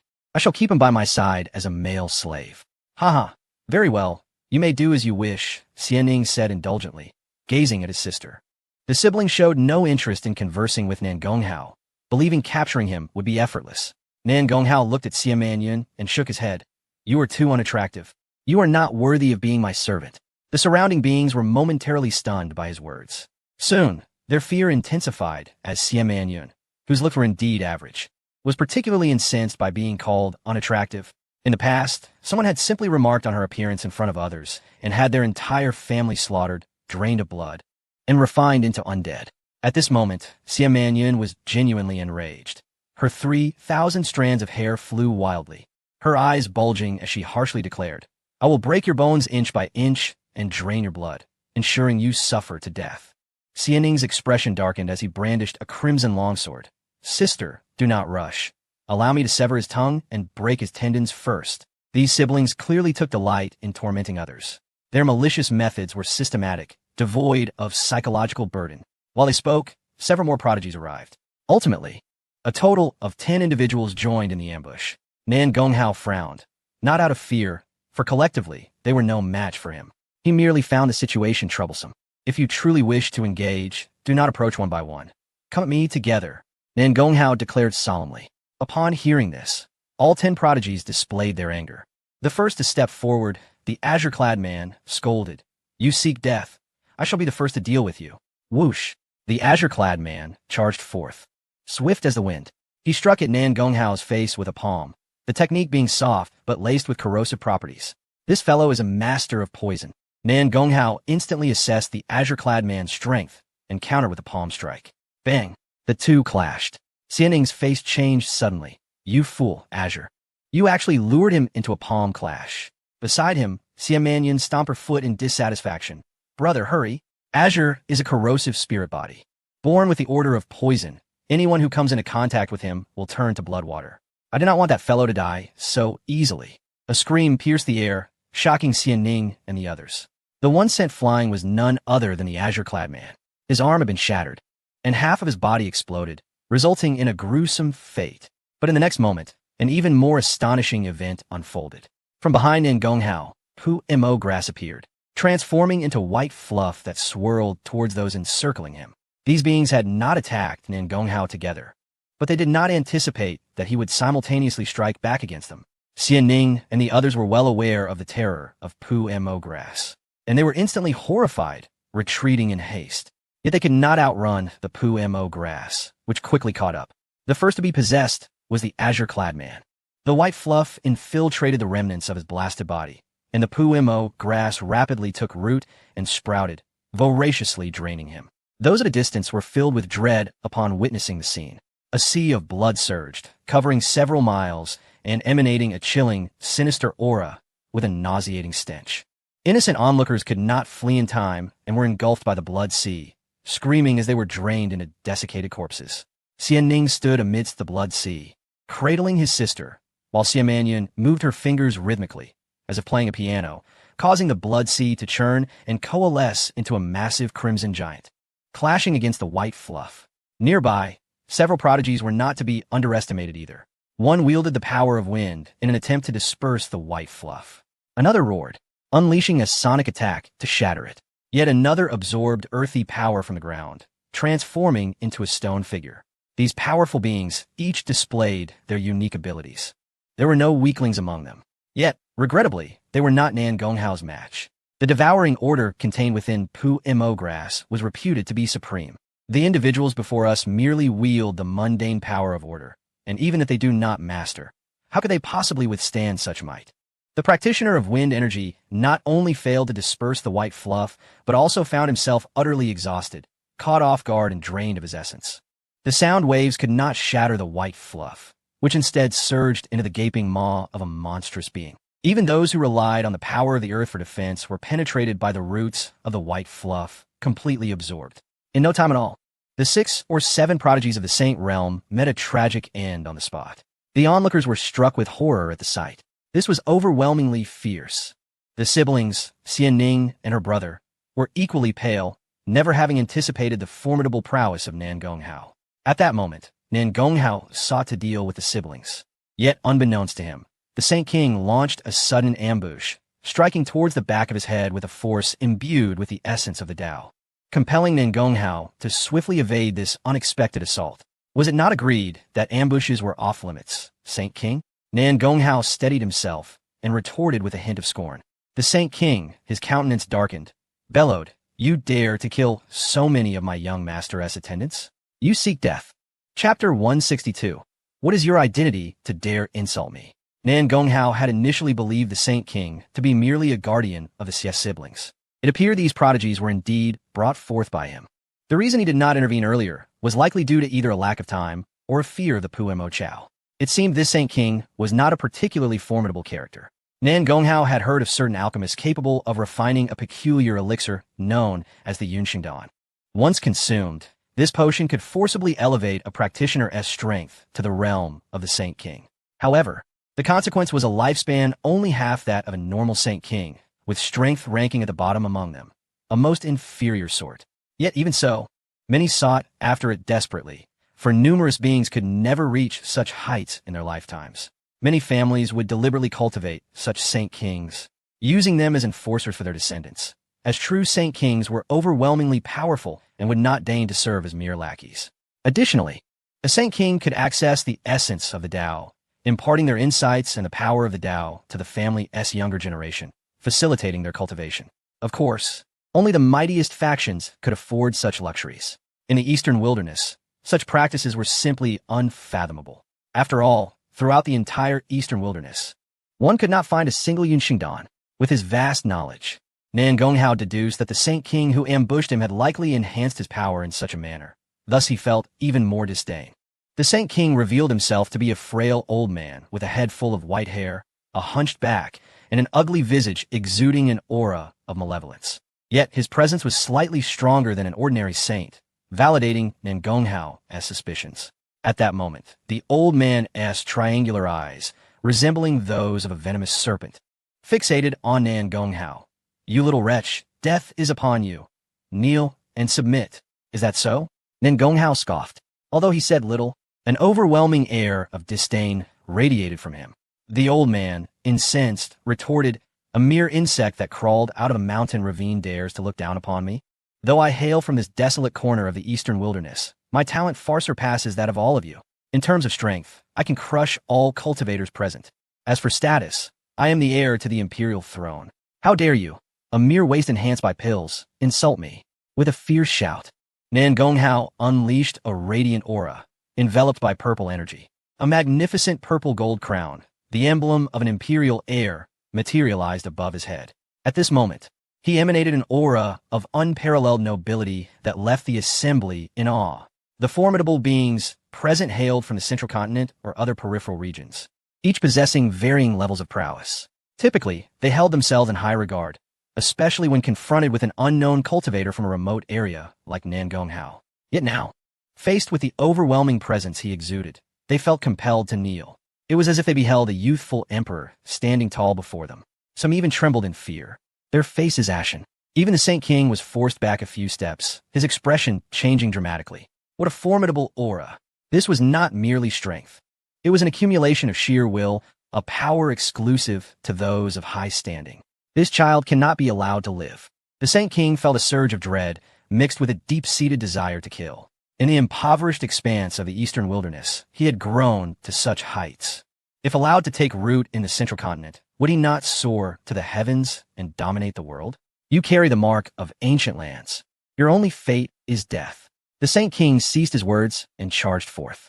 Yet, to his astonishment, the siblings Xian Ning did not flee. They were indeed reckless, manipulating a sea of blood in an attempt to engulf Nan Gonghao and seize his energy and power of order. Nan Gonghao's eyes flared with golden light. With two thunderous roars that split the sky, two colossal Dawei heavenly dragons soared forth, infused with the boundless power of the stars, crashing into the Blood Sea. The Dawei heavenly dragon, a supreme technique of the Buddhist sect, was not only fierce and powerful, but also contained the essence of Buddhist strength, specifically designed to counteract the sinister energies of the Blood Sea. Consequently, as the two golden dragons plunged into the Blood Sea, they obliterated half of it immediately. Xiaomanyan's expression turned to one of terror as she shrieked, "Blood spirits!" Dozens of blood-colored giants emerged, roaring as they pummeled the Dawei heavenly dragons. Yet, the dragons effortlessly pierced through the giants and collided with the CS siblings, sending them careening away, lifeless in an instant. The Saint King, having rushed towards Nan Gonghao, witnessed this scene and his eyes turned crimson. He had not anticipated that in their confrontation, Nan Gonghao could also eliminate two of his own. "Kill!" the old man roared, transforming his right hand into a claw aimed fiercely at Nan Gonghao's crown. At that moment, a great clock appeared behind Nan Gonghao, its minute hand clicking into reverse. The Saint King's strike, imbued with destructive force, struck nothing but air. The clock's minute hand controlled the distance. Not only could it shorten the space between them, but it also created an effect akin to the vastest of distances. Under the influence of the reversing minute hand, despite the Saint King being mere steps away, it felt as though an insurmountable chasm lay between them. The power of time. The Saint King gasped. Though everyone had heard of Nan Gonghao's name and knew he was being hunted by ancient forces, few truly understood the nature of the powers he wielded. Upon witnessing his command over the power of time, the Saint King finally comprehended why Nan Gonghao remained so unyielding. The onlookers displayed expressions of shock. He commanded the supreme order, indeed a prodigy. "Do not underestimate me. No matter how potent the order of time may be, it must ultimately yield to the Tao." The old man roared, and a shadow of a malevolent war general materialized behind him. A gasp rippled through the crowd. the Een Demon Elder. Upon hearing this, the onlookers turned pale. Could this old man be the one who had once slaughtered thousands of beings solely to gather malevolent energy and manifest war generals? Indeed, it was he. This was unmistakably the power of the Tao of Malevolence. The one known as Nangonghao was doomed. The power of malevolence shared attributes with the Earth's dark energy and could propagate through the ground, especially when disseminated through the power of the Tao. The Order of Time could not hold it back. Even the mightiest orders were ultimately just orders, inferior to the Tao. The Een Demon Elder was truly terrifying. A multitude of eyes filled with pity gazed upon Nangonghao. Though they marveled at his identity and talent, ultimately, he had yet to reach his full potential. Faced with such formidable foes, he was left with no path but death. The Een Mo Lao Run had solidified the Een Sha Zhan Jiang to an even greater degree, resembling a true embodiment of Een Sha. Go! The Een Mo Lao Run, filled with urgency, urged the Een Sha Zhan Jiang forward, intent on annihilating Nangonghao. The Een Sha Zhan Jiang advanced with great strides, harnessing the Earth's Een Qi, achieving a remarkable effect akin to traversing the distance in an instant, suddenly appearing before Nangonghao and delivering a devastating punch. The power of the Tao? Who doesn't possess it? Nangonghao regarded it with disdain. Chapter 163. A calculated ambush. Is it Qianjiga? Nangonghao transformed in a holy light and swiftly surged forward. The Een Sha Zhan Jiang roared and swung its fist down, yet that earth-shattering blow passed directly through Nangonghao's form without inflicting any harm. The onlookers were astounded. This was undoubtedly another manifestation of the Tao's power. Yet, few could discern the nature of this Tao. While they pondered, the Een Mo Lao Run was struck with terror. His eyes bulged, and he incredulously shrieked, "Holy light, Tao." Nangonghao replied indifferently, "Your expression is as if you fear others may not realize that my Tao counters yours." Oh no! The Een Mo Lao Run, filled with dread, turned to flee. The spectators were petrified. Was this the same terrifying old monster who would annihilate entire families at the slightest provocation, slaughtering tens of thousands to cultivate Een Sha Qi? He was actually running away, and in such an undignified manner before a young man. Yet soon, they understood the reason. The Een Sha Zhan Jiang, which the Een Mo Lao Run had so proudly summoned, was rapidly dissolving under the illumination of Nangonghao's holy light, akin to snow encountering the warmth of June. It was utterly horrifying. Nangonghao hadn't even employed the power of time. He simply reached into the void, conjuring a holy light spear, which he hurled forward with great force. The spear, traveling at a speed comparable to light, struck the Een Mo Lao Run fiercely. Een Tianzi. The Een Mo Lao Run bellowed in a fit of madness. An endless surge of Een Sha Qi erupted from his body, coalescing into a figure once more. This figure donned a crown and royal robes, exuding an overwhelming aura of authority. However, Nangonghao merely scoffed. He too possessed the power of Een Tianzi, and his was the genuine Een Tianzi who had attained the imperial throne within the Disha world. Compared to the one summoned by the Een Mo Lao Run, this was merely a lackey. Manifest, Nangonghao commanded. Beneath his feet, the 72 layers of the Disha world appeared. Many cultivators were astounded, for they had never imagined that the Disha world could be manifested. Wasn't that realm incompatible with the Tianyu world? They had never heard of anyone manifesting the Disha world in battle. Of course, this was because no other beings could achieve it. Only with the assistance of Een Tianzi could Nangonghao accomplish such a feat at this moment. Een Tianzi emerged, standing proudly on the 73rd layer of the Disha world, adorned with a crown and golden dragon robes, exuding an aura of supremacy. What could possibly be worthy of the title Een Tianzi? The Een Tianzi from the Disha world struck down with a powerful palm aimed at the Een Sha Tianzi summoned by the Een Mo Lao Run. The Een Sha Tianzi displayed an expression of dread, for the Een Tianzi summoned by Nangonghao carried the will of the Disha world, rendering it insurmountable. Boom! The Een Sha Tianzi shattered into nothingness. Meanwhile, Nangonghao had already arrived behind the Een Mo Lao Run, with the clock striking thrice. Time halted. The Een Mo Lao Run was frozen mid-air, his expression contorted in terror, unable to escape this control. Nangonghao delivered a punch, instantly piercing through the frail body. Puff! The Een Mo Lao Run spat blood, gravely wounded and on the brink of death. The onlookers were dumbfounded. They could see that Nangonghao's realm was merely at the early stage of a 4-star saint. How could he possibly obliterate a saint king? What kind of monster was he? Those who had hesitated about launching a surprise attack instantly became submissive. They knew they were no match for Nan Gonghao. Nan Gonghao coldly regarded the In Mo Lao Run lying in a pool of blood and inquired, "Who is your young master?" The In Mo Lao Run forced a grim smile. "You think you can seek revenge? My young master is the heir of Tianyong City, a first-rate power. A first-rate power in Zhongzhou far surpasses the immortal powers of the Eastern Wilderness." Yet, Nan Gonghao remained unfazed, responding indifferently. "No matter how formidable your young master may be, can he only dispatch someone of your caliber?" The Inmo Laoren gasped.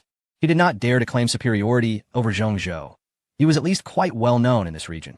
Yet, being so openly belittled by another, he found himself unable to counter, for Nan Gonghao could indeed easily annihilate him. "Ha! Whether you choose to kill or maim, do as you wish." The Inmo Laoren scoffed. "In any case, you will soon join me." Seeing this, Nan Gonghao ceased his verbal sparring. The chaotic blue lotus emitted a cerulean light, engulfing the In-Mo Lao Run, stripping him of his fleshly energy and the power of the Tao. However, these two elements were of no use to Nan Gonghao, who directly transferred them to the In Tianzi of the Disha world. This In Tianzi was promising and warranted careful cultivation. After vanquishing the In-Mo Lao Run, Nan Gonghao turned to select a seemingly astute cultivator from the crowd, tossing him several spirit coins. "Is there a branch or outpost of the Ying Nu Zong nearby?" The cultivator hesitated slightly, then shook his head. "No, the Ying Nu Zong is quite distant from here. Their branches wouldn't reach this area." Nan Gonghao frowned. He had intended to locate Qin Shui Yao and the others first, but the distance was far greater than he anticipated. "Is there a map?" Nan Gonghao inquired. "There is, but it costs 1,000 spirit coins." The cultivator's shrewdness was evident, clearly attempting to extort. Nan Gonghao was unconcerned. Although he hailed from the Eastern Wilderness, he was not lacking in spirit coins. He casually tossed over 1,000 and received a map in return. Nan Gonghao examined the map, confirming the locations of two places, Yingnu Zone and Tianyong City. The two were surprisingly not far apart. Perfect. He could both seek out allies and exact revenge simultaneously. With the clock behind him, the minute hand advanced a notch, propelling him 1,000 miles in an instant. The onlookers expressed their envy. What a remarkable means of travel. However, just as Nan Gonghao appeared 1,000 miles away and advanced 2 more times, someone suddenly obstructed his path. "Are you the sinner from the ancient lands?" It was a middle-aged cultivator wielding a massive hammer, riding a unicorn, exuding an imposing presence. Nan Gonghao frowned. Was he yet another who sought to kill him, and merely a 3-star saint at that? "Who gave you the audacity to attempt to ambush me?" Nan Gonghao coldly interrogated. "Do you know that I once rampaged through the Hongmeng Mo Hai, hunting numerous exotic beasts to feed my steed?" The middle-aged man declared arrogantly. Nan Gonghao understood. This was a classic case of regional prejudice. The middle-aged man believed that his origin in Zhongzhou granted him the ability to contend with all-powerful beings from the border regions. Unfortunately, Nan Gonghao could not be bothered to engage seriously with such a character. He activated the power of time, vanishing in an instant. "Damn it, you dare to flee?" The middle-aged man cursed angrily, spurring his unicorn to pursue. The unicorn was as swift as lightning. Rarely could anyone match its speed. However, this time, the unicorn was exhausted to the point of coughing up blood, yet it could not even glimpse Nan Gonghao's shadow. The middle-aged man's initial rage gradually morphed into sheer horror. After all, Nan Gonghao's speed was truly beyond imagination, if he truly chose to engage. The middle-aged man feared he would not even have time to react before being killed. With such thoughts, the middle-aged man became apprehensive and dared not pursue any longer. Meanwhile, Nan Gonghao continued his advance toward the Ying Nu Zone. His speed was impressive, yet the distance was simply too vast. The Eastern Wilderness stretched endlessly, and Zhongzhou was at least 10 times larger. Moreover, along the way, Nan Gonghao encountered no fewer than 10 ambushes. Each time, his adversaries accurately blocked his path, and despite multiple changes in direction, he could not evade them. This led Nan Gonghao to suspect that the opposing forces likely possessed some form of foresight. Could it be Qianjiga? But why are they doing this? Chapter 164, Journey to Tianyong City, an imminent encounter. Nan Gonghao felt something was amiss. Why would Qianji Pavilion send people to assassinate him? Although there was no deep bond between them, neither was there enmity. It was indeed possible that they coveted the treasures he possessed.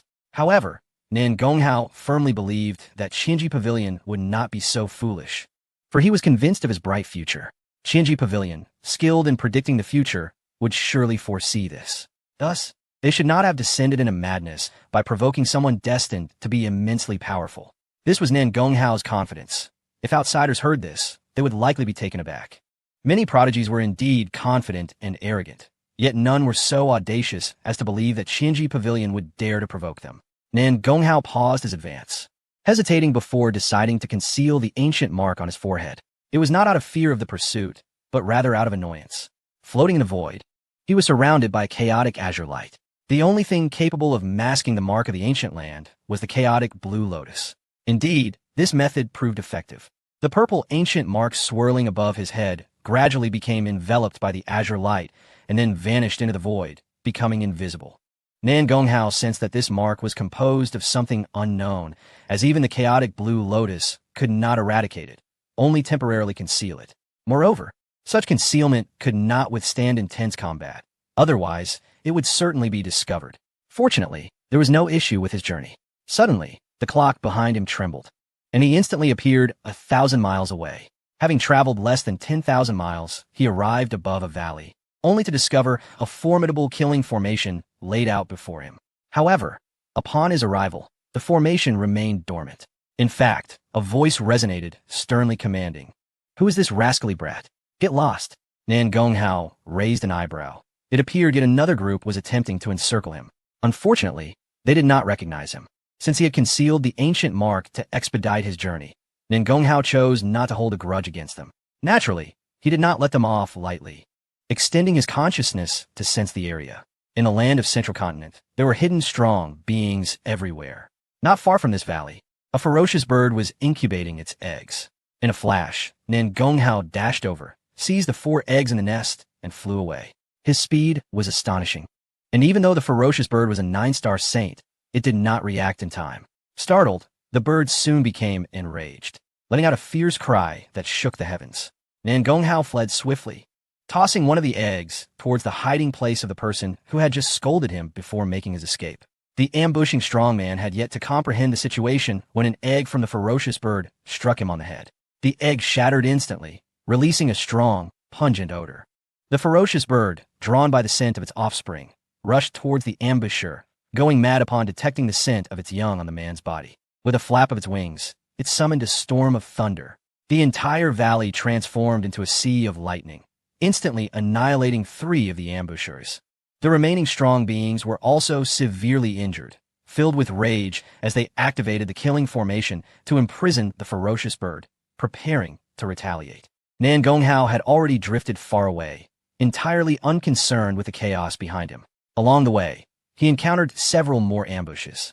On 2 occasions, his assailants disregarded his identity as Nan Gonghao and attempted to eliminate him outright.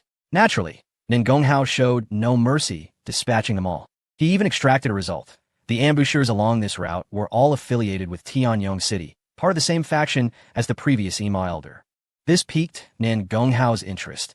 How did Tianyong City know his precise whereabouts? He decided to head to Tianyong City first before proceeding to Ying Sect. At this moment, at the foot of Ying Sect's mountain, 3 young maidens were reluctantly bidding farewell. "Sister Qiao Qiao, I must say, you should not go. That scoundrel from Tianyong City is too lewd. Not only does he bully men and women alike, but he also tries to flirt with us sisters. How could he be worthy of marrying you?" Qin Yenner exclaimed angrily.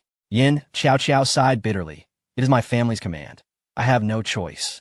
Moreover, my master wishes to strengthen ties with Tianyong City through my marriage, thereby enhancing our standing within the sect.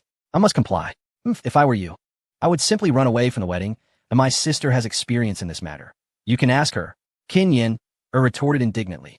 Beside them, Qin Shuiyao wanted to remind Qin Yenner that she herself had once fled from a wedding, nearly escaping with Nan Gonghao. Yin Qiao Qiao might not be so fortunate. Yin Qiao Qiao shook her head, saying, "I cannot leave. Otherwise, my family will be targeted by Tianyong City, and even my master would blame me. My family raised me, and my master taught me. They have shown me immense kindness. I cannot disgrace them in such a manner." Qin Yenner pouted. That young lord of Tianyong City boasts of being the son of destiny, simply because he was fortunate enough to obtain a decree from Jixia Academy. If only Brother Hao were here. He relishes teaching lessons to such so-called children of destiny. No, Brother Hao must not come, otherwise Sister Qiao Qiao, you would become my rival in love." Qin Yenner suddenly changed her expression, relieved that Nan Gonghao was not present. You think too much. I would not compete with you for a man. Yin Xiao shook her head helplessly. Having spent considerable time with Qin Yin'er, she understood her temperament and was not angered. Qin Shuiao frowned and pushed her sister aside, seriously addressing Yin Xiao. Nan Gonghao has already mentioned he is coming to Central Continent. He will undoubtedly visit Ying's sect. Why not delay a few days? Perhaps he will indeed have a way to assist you. Yin Xiao could not help but feel curious. I have heard of Nan Gonghao. He truly possesses exceptional talent, but he's being hunted by the ancient land and is in peril. How can you still trust him? Because Brother Hao is a master of creating miracles. What does the ancient land mean to him? He fears not even the hunt of immortals. Qin Yin'er declared proudly. Although Qin Shuiao did not speak, her agreement was evident. Yin Xiao classified the pair as infatuated, believing they were blinded by their affection for Nan Gonghao, seeing him as invincible. However, she held reservations about him, even feeling a hint of disdain. Just hearing the tales of Nan Gonghao made her think him excessively arrogant, arrogance that was quite irksome. Moreover, he had foolishly offended the ancient land. He was likely just a handsome, pretty boy who charmed his way into the hearts of her two sisters with flowery words. After contemplating, Yin Xiao hesitated. Perhaps my words may offend you, but though we have not known each other long, I regard you as my closest sisters. Therefore, I wish to advise you. There are countless prodigies in Central Continent. How could Nan Gonghao be worthy of either of you? It would be prudent to reconsider your choices. Qin Yin'er did not heed her, lost in thoughts of her brother Hao.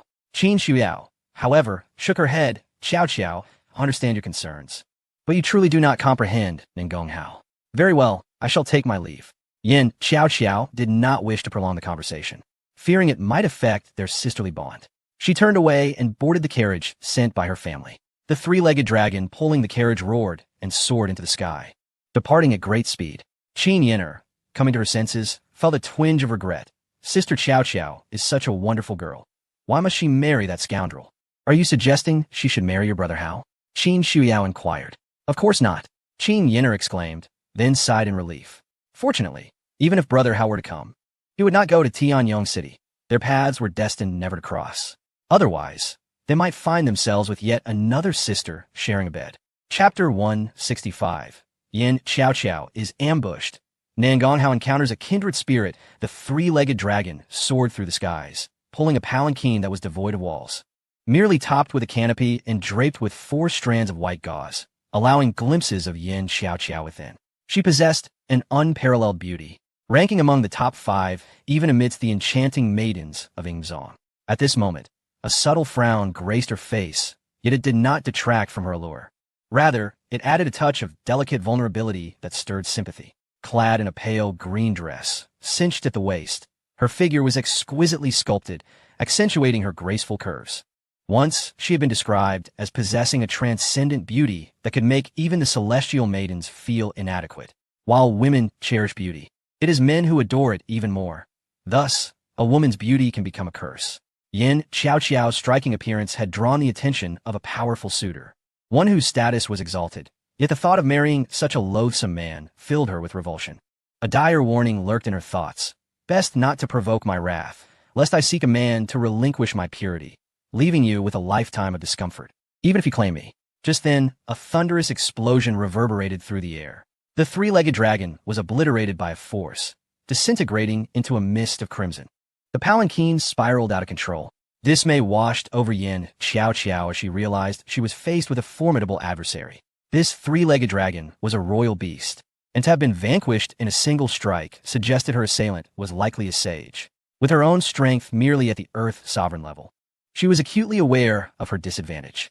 Having been ambushed in her youth, her origin had been severely damaged, and it took immense resources for her to barely ascend to her current realm. It was precisely because she could never attain sagehood that she had been dispatched for this marriage alliance. Seeing the imminent threat, Yin Xiao instinctively fled backward and shouted, I am a disciple of Yingzong, en route to a marriage alliance with Tianyong City. Who dares to ambush me? A chilling, sinister laughter echoed in response. Who said anything about killing you? A beauty like you ought to be transformed into a doll. Doll? Panic gripped Yin Xiao. You are from the Shui Mo sect. How dare you invade the territory of Yingzong? Are you seeking death? Despite her threats, she quickened her pace, desperate to escape. The Shui Mo sect was notorious for its ruthless practices, often draining the blood of their victims and crafting human skin into dolls. Loyal servants manipulated at will. Their brutality had earned them the enmity of many powerful factions. Once, over a dozen top-tier forces had joined forces to hunt down the Shuemo sect, yet none succeeded. For no one knew their true location, and their movements were as elusive as shadows. Recognizing her peril, Yin Xiaoqiao understood that her assailants had already sealed her fate and would not allow her to alert anyone. Flee. She had to escape. If captured, both Yingzong and Tianyong City might assume she had run away from her marriage. The thought of falling into the hands of the Shuemo sect and subjecting her family to their wrath was unbearable. A torrent of blood surged ominously towards her. A mere Earth-sovereign girl thinks she can escape my grasp. The Shuemo sect's enforcer taunted, yet he refrained from unleashing his full power. The blood wave hovered ominously above, each drop refined to unleash tremendous force, capable of obliterating a mountain. Should this blood deluge descend, Yin Xiaoqiao would surely be reduced to mere pulp. Yet, the blood wave lingered above her head, exerting immense pressure and compelling her onward. It felt as though the Shuemo sect's assailant was toying with her, driving her toward a specific destination. Though humiliated, she had no choice but to comply, for escape was not an option. Hurry! The blood wave suddenly unleashed two drops. One pierced through her royal artifact, while the other struck her back, causing her to spit blood. Yet, Yin Xiaoqiao did not dare to halt. She burned her essence and fled frantically ahead. Once a vision of ethereal beauty, she was now disheveled and panicked, evoking sympathy from any onlooker. You will regret this. The Yingzong will not allow such insolence to go unpunished, she shouted, her voice trembling with suppressed rage. The Shuemo sect's enforcer laughed maniacally. Run, little horse. Faster. With another 2 drops of blood descending, it felt like a whip cracking against her. Yin Xiaoqiao was on the verge of exploding with fury. How shameless! To liken her to a beast was an affront, particularly when such a comparison was intended for women. I will have my vengeance. Yin Xiaoqiao, accustomed to being pampered by her male peers, had never endured such indignity. Yet the Shuemo sect's pursuer continued his relentless chase, intent on exhausting her strength until the young lord of Tianyong City came to her rescue. However, the enforcer himself found it perplexing. Why would the young lord, who had already coerced Yin Xiaoqiao into marriage, resort to such a cliched rescue scenario? Yet, the thought of the young lord's temperament sent shivers down the spine of even this ruthless figure. The young lord possessed an array of merciless tactics, almost akin to an incarnation of a dark deity. It was no wonder that many suspected him to be the 18th Demon King who infiltrated from the demon realm.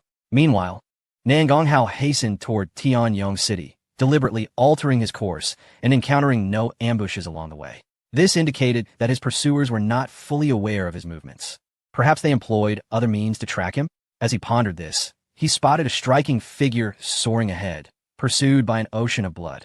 Possessing the heavenly eye, Nangonghao discerned the woman's beauty, yet he felt no urge to approach her impulsively. Instead, he chose to evade the confrontation. It was prudent to avoid entanglement in a situation where the motives of both the pursuer and the pursued were unclear. Upon seeing Nangonghao evade her, the beautiful woman despaired but called out, "Run! Get away! He will kill you!" Nangonghao, bewildered, replied, "Why would he kill me? I don't even know who you are. Can't you see his power? He is from the demon path." The woman urged frantically. Realization dawned on Nangonghao. This was even more reason to engage. They were, after all, of the same ilk. The demon path practitioners from the Guangyuan heavenly domain had been tainted by demonic forces. His own father, the prison god king Nangongyi, was the 18th demon king. Intent on discovering more about the demon path practitioners in Zhongzhou, Nangonghao was prepared to confront the looming blood sea. With a calm smile, he transmitted, "Do not worry. My father is the 18th demon king. We are allies, not foes. Who dares to speak so insolently? My young lord is but a boy. How could he have a son as old as you?" The Shuemo sect enforcer retorted, summoning a torrent of blood to crush Nangonghao. But Nangonghao's expression turned icy. Chapter 166. The young lord arrives. Jealousy abounds with a resounding roar. Golden light emanated from Nangonghao's eyes, surging forth into the vast sea of blood. Each drop summoned by the Shuemo sect could obliterate mountains. Yet now, a significant portion evaporated before the brilliance of his golden light. Dawei Tianlong. No, this was a weakened version of Dawei Tianlong, known as Dawei Jingguang. The powerful figure of Shuemo Zong cried out in terror, his voice turning sharp with panic. "You are a strong practitioner of Fo Zong," but you are not bald. Who on earth are you? The sea of blood surged, but rather than attacking, it enveloped the Shui Mo Zone warrior, who was attempting to flee. Upon witnessing this, Nan Gong's lips curled into a cold smile. Against such filth, he felt no need to even exert his true strength. Otherwise, this man would have long since met his demise. Yet now, not only did he refuse to submit, but he also sought to escape. In the distance, Yin Xiao was fleeing, having covered several miles, only to find the pressure on her lesson. Turning back, she was astonished to see the pursuers from Shui Mo Zone retreating. The man who had earlier shied away upon seeing her being hunted now extended his hand. Although he was miles away, Yin Xiao could still sense the overwhelming power emanating from him. She was filled with delight. It turned out he was an extraordinary powerhouse. Nan Gonghao easily subdued the Shui Mo Zone warrior, a mere one-star saint, and indifferently asked, "You just mentioned your family, Xiao Chengzhu. Who is that?" The Shui Mo Zone warrior trembled in fright, never expecting that in casually chasing a little girl, he would encounter such a formidable being. However, upon hearing the mention of the Xiao Chengzhu, hope surged within him, and he coldly replied, "Do you know Tian Yongcheng?" Nan Gonghao raised an eyebrow. "I do. Since you know, why don't you let me go and quickly scram? That is a first-rate power, and I am a strong practitioner under the Xiao Chengzhu. If you truly wait for my family's Xiao Chengzhu to arrive, you will die without even knowing how. Is your Xiao Chengzhu also present?" Nan Gonghao glanced at the beautiful Yin Xiao in the distance, suddenly realizing, "Are you playing the hero, saving the beauty trope? How cliché. I had no intention of intervening, but who made you insult my father?" The warrior from Shui Mo Zone was bewildered. "When did I insult your father?" Nan Gonghao replied dismissively, "You just said your family's Xiao Chengzhu is the 18 Demon King? This matter is well known in the demonic path. The Xiao Chengzhu possesses the innate body of a heavenly demon, just like the legendary 18 Demon King. Currently, many demonic factions revere my family's Xiao Chengzhu. Do not mislead yourself." The Shui Mo Zone warrior spoke fiercely, continuously boasting about the Xiao Chengzhu. Nan Gonghao nodded, indicating his understanding. He then struck with a single palm, eliminating the Shui Mo Zone warrior and devouring him. This was the most powerful response to the threat posed by the Shui Mo Zone warrior. He was unafraid even in the ancient lands. "A mere Tian Yongcheng? I was just about to annihilate you." Nan Gonghao's expression darkened. The audacious Xiao Chengzhu had already committed a fatal error by sending someone to hunt him down. Now, he dared to impersonate his father, the 18 Demon King. It was essential to impart a lesson. Reckless words could cost you your life. In the distance, Yin Xiao was startled by the decisive killing action of Nan Gonghao. Hesitating, she pondered whether to approach and pay her respects. If she did not go, after all, he was her savior. However, if she did approach, given her earlier lack of respect, he might hold a grudge. Just as she was conflicted, she saw Nan Gonghao waving at her from afar, causing her heart to race with anxiety. Was this powerful being about to settle scores? Despite her fear, Yin Xiao cautiously made her way over and promptly knelt, bowing her head. Disciple of Yingnu Zong, Yin Xiao pays her respects to the senior. Yin Xiao was quite astute, knowing to introduce herself. After all, Yingnu Zong was one of the 7 most powerful sects in Zhongzhou, and she anticipated some respect would be afforded to her. Nan Gonghao raised an eyebrow in surprise. "You are a disciple of Yingnu Zong? Where are your elders? Why have you, a frail girl, come out alone without any defensive artifacts, in such a barren place as Donghuangyu? Even core disciples of immortal factions carry tools for survival. With the immense resources of a top power in Zhongzhou, even an ordinary disciple should not be defenseless against a mere one-star saint. Moreover, at your tender age, being already at the Dihuang realm, your future should be promising and well cared for. Unless, of course, you are lying." Nan Gonghao frowned. Yin Xiao, sensing his scrutiny, quickly explained, "I was supposed to engage in a marriage alliance with Tian Yongcheng, but due to some miscommunication with Yingnu Zong, I had to come here on my own.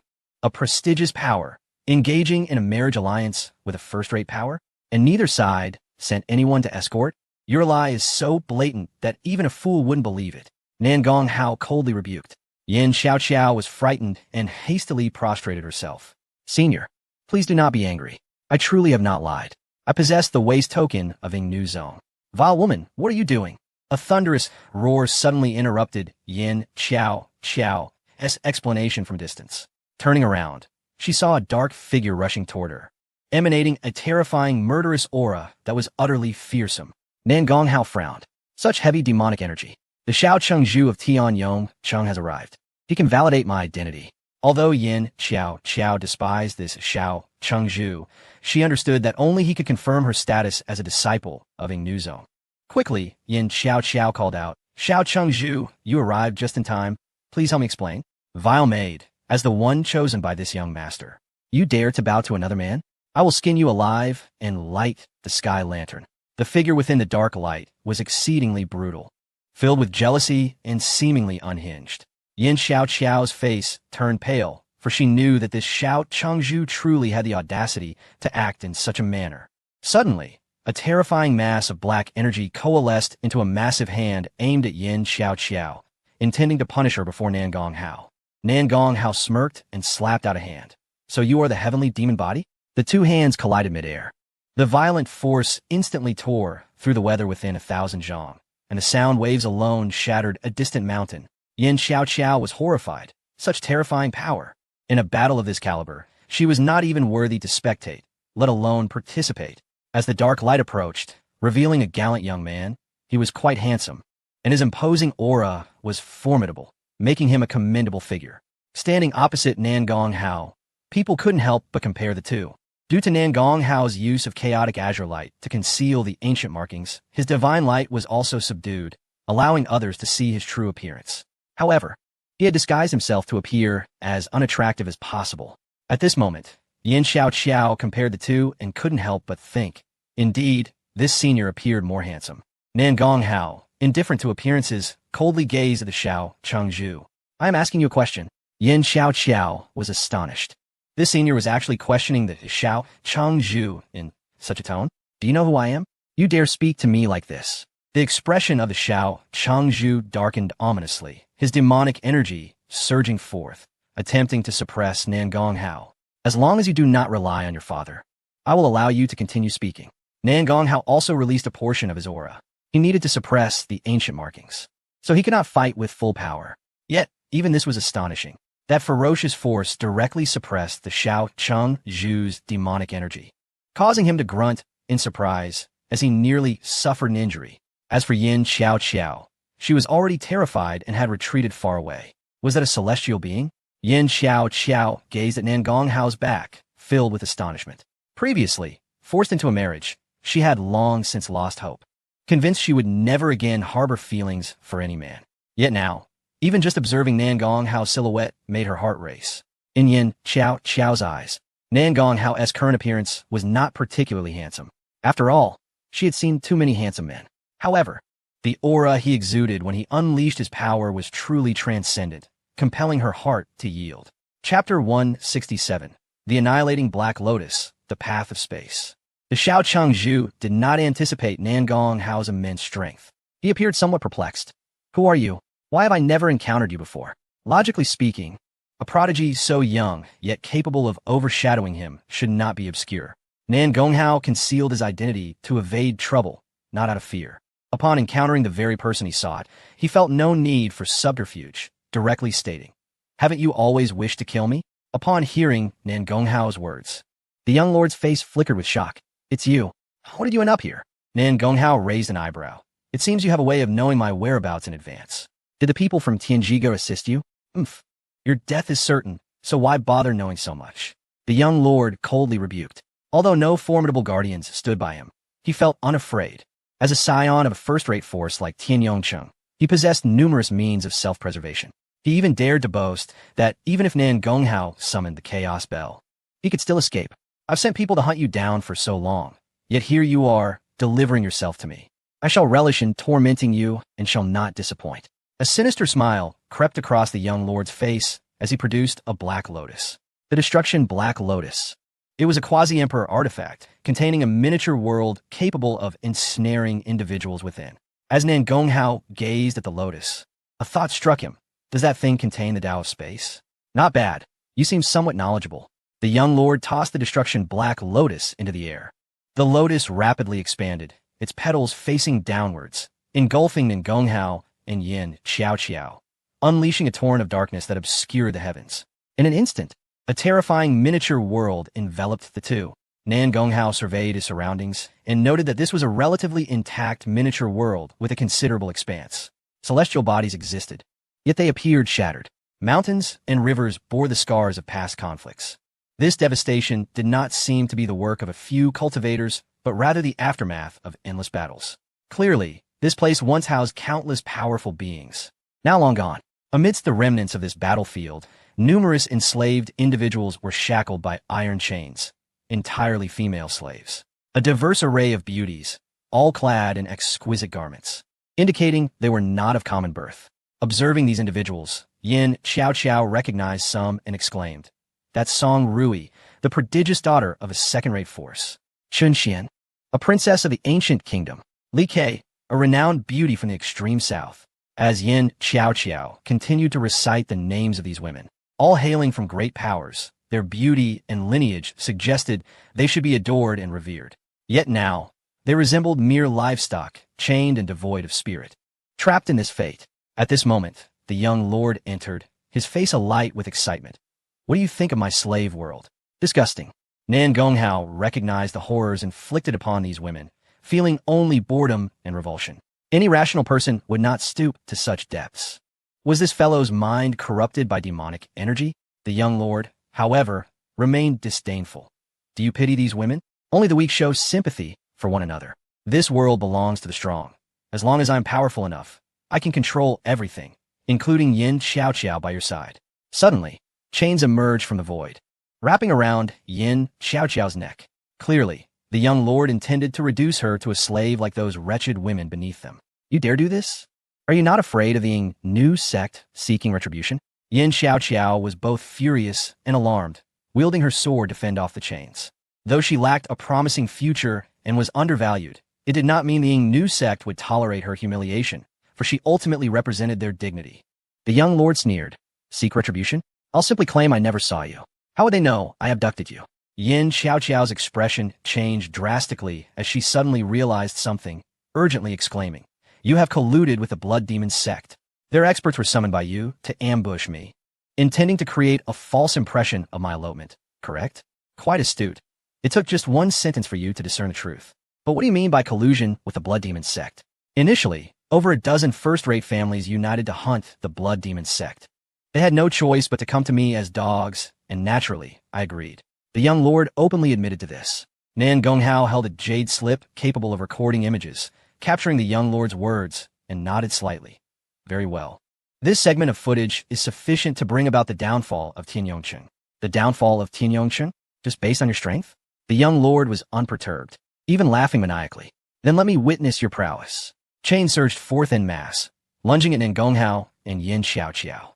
The chains were as thick as pillars, engulfed in roaring demonic flames. These flames were pitch black, not hot, but rather chilling, capable of freezing and scorching one's soul. Before they even approached, Yin Xiaoqiao felt a bone-chilling coldness and could not help but shiver. She was unable to withstand these chains. Nan Gonghao drew out the Qinxiu reincarnation brush, conjuring numerous avatars. This was a newly developed combat technique. The painted forms could transform into reality. As avatars of Nan Gonghao materialized, each wielded his divine abilities and treasures, surging with vigorous energy toward the chains. The chains clashed violently against the avatars, producing a terrifying shockwave. The violent force radiated, shaking the void. The young lord wore a mocking expression, relishing the confrontation. "You're quite capable. The stronger you are, the more I relish it. It makes the act of tormenting you all the more gratifying." Nan Gonghao gazed at the young lord with indifference. "Your destruction, Black Lotus, is impressive. I find it quite intriguing. Want it? Allow me to offer you the opportunity." The young lord charged forward, his expression resembling that of a complete maniac. Nan Gonghao had seldom encountered such a deranged individual and felt a twinge of concern. Was this person inherently flawed, or were all denizens of the demon domain like this? No wonder his father chose to relinquish the title of Demon King and venture here. To dare to engage in battle while distracted is courting death. The young lord bellowed, summoning a long whip that lashed fiercely toward Nan Gonghao. The whip sliced through the air with explosive force, entwined with the power of the Tao of Rupture. Yin Xiaoqiao exclaimed, "Senior dodge. That is a sacred king artifact, capable of tearing apart any sacred realm expert." Nan Gonghao neither dodged nor evaded. His eyes erupted with the might of the great Wei Tianlong. Two golden dragons roared into the sky, crashing into the long whip. The power of the Tao of rupture clashed against the great looking, producing a cacophony of tearing sounds intertwined with the roars of dragons, leaving Yin Xiao astonished. The momentum generated by these two rivals nearly rivaled that of her master. Was it their formidable techniques or their inherent strength? Was this the true power of prodigies? Below, the enslaved women numbly looked up at the battle. They held no hope, for far too many had resisted the young lord, only to be ruthlessly suppressed. Even though Nan Gonghao seemed to endure longer this time, the young lord's grin grew more sinister, greedily fixating on Nan Gonghao. Keep it up. Strive to endure longer. It will make the torment all the more entertaining. Nan Gonghao paid no heed, swiftly inscribing with the Qinxiu reincarnation brush, depicting true dragons, fire phoenixes, Qilins, and Paixio among other divine beasts. They all transformed from nothingness to reality, roaring as they lunged towards the young lord. Chapter 168. The Hope of the Women. We must prevail. The young lord's expression grew slightly grave, no longer as frenzied. In his grasp, the long whip danced, releasing a crimson mist that enveloped the air. The Path of Blood. This power was acquired from the formidable experts of the Shuai Zone. It was a sight to behold as a vast river of blood was summoned, cloaking the heavens, with waves of crimson surging violently towards the divine beasts. Accompanied by the resounding roar of the tides, numerous divine beasts were consumed, fading into nothingness. Subsequently, the blood waves surged towards Nan Gonghao, intent on eradicating him. From his eyes erupted the might of a great celestial dragon. Two ferocious golden dragons soared forth, plunging into the blood river. The river swelled tumultuously, relentlessly crashing against the golden dragons, seeking to refine them as well. The golden dragons writhed in struggle, radiating terrifying power, coupled with the supreme force of the Buddhist order, continuously evaporating the blood river and transforming it into a vast expanse of red mist, which then dissipated. The young lord furrowed his brow at this sight. Was his path of blood truly inferior to that of his opponent? Then he would amplify his strength. The young lord bit through his fingertip, casting a drop of his essence blood into the sea of blood. Boom! A surge of blood energy erupted, expanding the blood river into a colossal lake. The malevolent aura intensifying exponentially. The golden dragons found themselves in dire straits, unable to advance, their golden scales dimming as they slowly dissolved. Ha ha! What other abilities do you possess? The young lord mocked Nan Gonghao. Surely, your blood contains your divine powers and the essence of your path? Nan Gonghao replied nonchalantly. Then, the two golden dragons converged, intertwining their heads and tails to form a golden circle. This circle spun incessantly, emanating boundless power. It represented the order of causation. The young lord seethed with rage. Damn it! He realized what Nan Gonghao intended to do. Meanwhile, Yin Xiao had already retreated to a distance, observing in disbelief as the two golden dragons entwined, enveloping the entire blood lake, and astonishingly began to reverse the refinement of the blood lake. Countless blood mists evaporated, continuously passing through the golden circle, coalescing into a single drop of blood. That was the essence blood the young lord had just cast out. This essence blood had the power to enhance divine abilities, but it could also allow one to extract the divine power it contained. Of course, one must possess the ability to consume the order. Coincidentally, Nan Gonghao possessed such capability. Die for me. The young lord realized something was amiss, instantly wielding his whip, tearing through the path and striking the golden circle. Crack! The golden circle cracked. The order of causation was the mightiest of orders, yet it was merely an order. Faced with the power of the path, it found it difficult to resist. Crack! With another two strikes, the young lord shattered the order of causation that clung to the golden circle. However, the blood had already taken shape. Behind Nan Gonghao, the Pu Mo grass released white fluff, eager to devour the blood. A futile attempt. For the first time, the young lord displayed a hint of panic as he transformed into a streak of black light, appearing next to the drop of essence blood at the speed of light. Yet, as he reached out, a chime resonated. It was the power of the path of time. Just as the young lord extended his hand to reclaim his essence blood, he was instantly hurled 1,000 miles away. Nan Gonghao strolled forth, effortlessly using the Pu Mo grass to absorb and refine the drop of blood, then closed his eyes to comprehend the power within. Damn it! Damn it! Damn it! The young lord was truly enraged. He had thought that as the heir of a top-tier force in Zhongzhou, Capturing a mere youth from the Donghuang region would be a simple task. Thus, he had never taken Nan Gonghao seriously throughout the encounter, treating the battle with a mocking attitude. Yet, he had never anticipated that Nan Gonghao had not truly unleashed his power. This fellow possessed at least several forms of supreme orders, collectively strong enough to counter his two paths of power. Moreover, he wielded the supreme power of the Path of Time. Had Nan Gonghao summoned these earlier, the young lord would have undoubtedly faced a formidable adversary, perhaps even fleeing in terror. But now it was too late. Witnessing Nan Gonghao devour his essence blood and begin to understand his powers only fueled the young lord's fury. "In my world, do you dare to rebel?" he roared.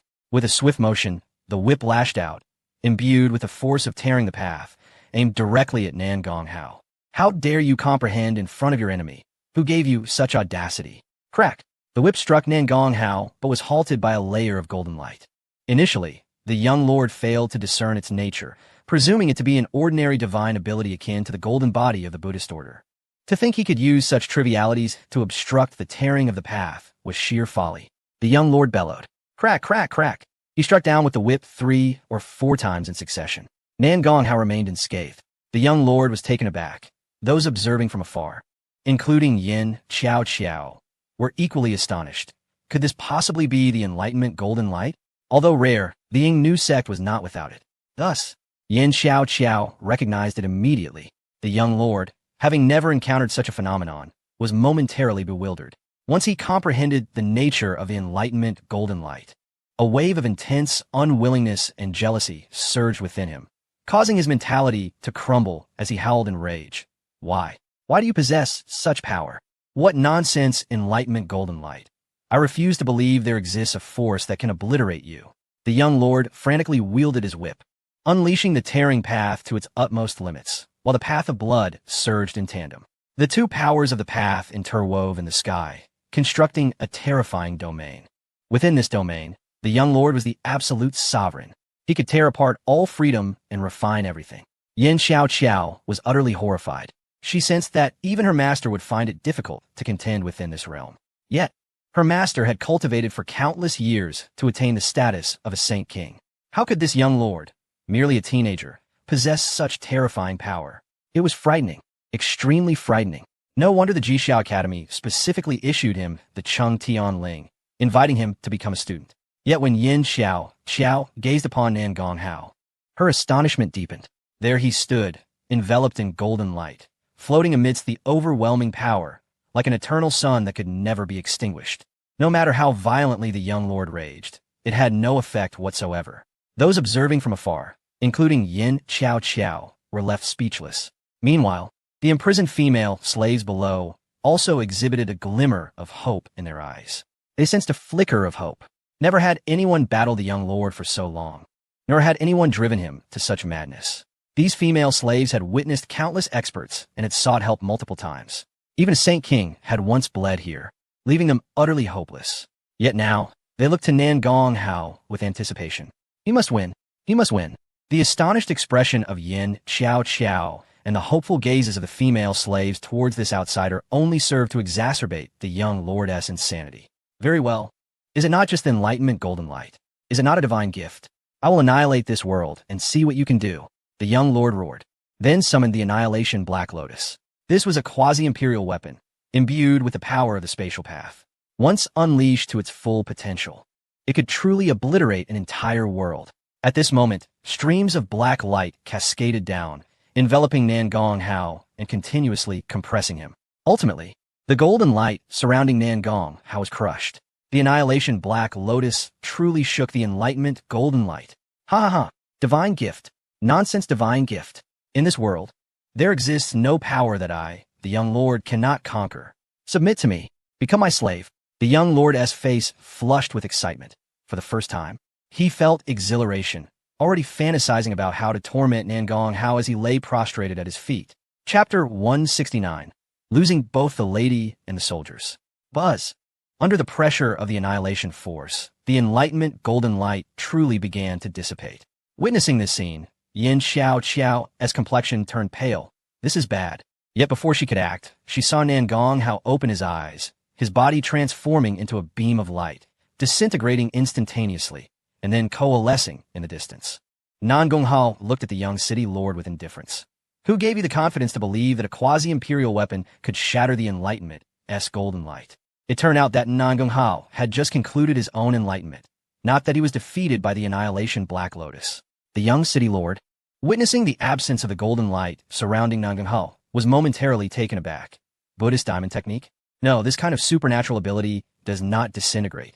It resembles the holy light technique. Without further ado, Men Gonghao swiftly appeared behind the young city lord. After such a prolonged struggle, it is now my turn. He had been intent on obtaining the young city lord's blood, thus refraining from retaliating in haste. At this moment, Nan Gonghao delivered a powerful kick towards the young city lord.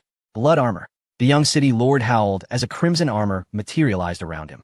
Although composed of blood, the armor was incredibly resilient and possessed formidable corrosive properties, capable of weakening the vitality and attack power of his foes. The young city lord, dismissing Nan Gonghao kick, grinned maliciously as he prepared to retaliate with his whip. Bang! Nan Gonghao kick shattered the blood armor, propelling the young city lord into the ground of the miniature world with tremendous force. This is impossible. The young city lord roared as he erupted from the ground in fury. He could not accept that Nan Gonghao possessed such terrifying power. The blood armor could withstand even a full force strike from a 9-star saint. How could a mere 4-star saint achieve such a feat? At 15 or 16, you are not even a saint king. Your realm is hardly worthy of being my opponent. Nan Gonghao swiftly vanished, reappearing above the young city lord, and struck again. Boom! The young city lord was sent flying once more, spewing blood, clearly injured. At this moment, Yang Chaochak gaped in astonishment. She had not anticipated that Nan Gonghao would emerge victorious so effortlessly, concealing even greater strength. The numerous imprisoned women below were filled with excitement, witnessing hope anew. The young city lord, refusing to concede, screamed as he lashed out with his whip. The tearing force of the whip was pushed to its utmost, and it inadvertently grazed a towering mountain in the distance, reducing it to mere rubble. This overwhelming power sent shockwaves through the women. When Nan Gonghao was struck, he shattered into countless particles of light. The young city lord's expression changed drastically upon witnessing this. He realized that this was indeed a technique akin to holy light, one that could utilize avatars. The one he had just destroyed must have been an avatar. As he attempted to flee, a holy light spear pierced through his heart from behind. The spear, infused with scorching power, relentlessly burned away the young city lord's vitality, eroding the very essence of life within him. How dare you attempt to kill me? He roared in a blend of rage and terror. Nan Gonghao merely scoffed disdainfully. Annihilation. The holy light spear exploded instantly, enveloping the young city lord in a myriad of luminous particles, the searing force threatening to reduce him to ashes. The young city lord finally succumbed to fear. A black talisman materialized around him, his expression darkening as he glared at Nan Gonghao. You wretched creature. I will summon all the power of Tianyong City to hunt you down. With that, the young city lord's body was absorbed by the talisman. Just as Gonghao attempted to intervene, he found it to be futile. The talisman had expended all its power, becoming a mere scrap of paper. Fascinatingly, this was a death substitute talisman, capable of transferring all of one's power instantaneously and creating an identical body. Yang Chaochao cautiously explained from a distance. Realizing this, Man Gonghao understood it must be a relic left by an emperor. Otherwise, it would not possess such miraculous properties. Indeed, in the prosperous region of Zhongzhou, such treasures were not uncommon. However, while the death substitute talisman could transport a person away, all possessions remained behind. The young city lord's spatial ring and the Annihilation Black Lotus. Just as this thought crossed Na's mind, a disturbance echoed from a colossal ancient city in the distance. The Annihilation Black Lotus, drawn by an unseen force, was about to tear through space and fly away. You still wish to take it? What do you think I need your blood for? Nan Gonghao mocked, channeling his own power to seize control of the Annihilation Black Lotus. It turned out that the young city lord's blood contained the means to control this formidable artifact. Nan Gonghao had refrained from launching an immediate lethal attack precisely to acquire the young city lord's essence, aiming to contend for the Annihilation Black Lotus. In a secret chamber of Tianyong City, the young city lord, Hun, had been reborn. He attempted to summon back the Annihilation Black Lotus, but sensed another force exerting control over it. He immediately understood. It was Nan Gonghao. Huh. What audacity to attempt to seize the Annihilation Black Lotus. I admit, in a direct confrontation, I am no match for you. However, having refined the Annihilation Black Lotus for so long, do you think I cannot compete with you? A sly glint flashed across Wei Lan's face. Let me gradually loosen the restrictions, allowing you to control the Annihilation Black Lotus. When you believe you can effortlessly seize it, I shall swiftly reclaim it.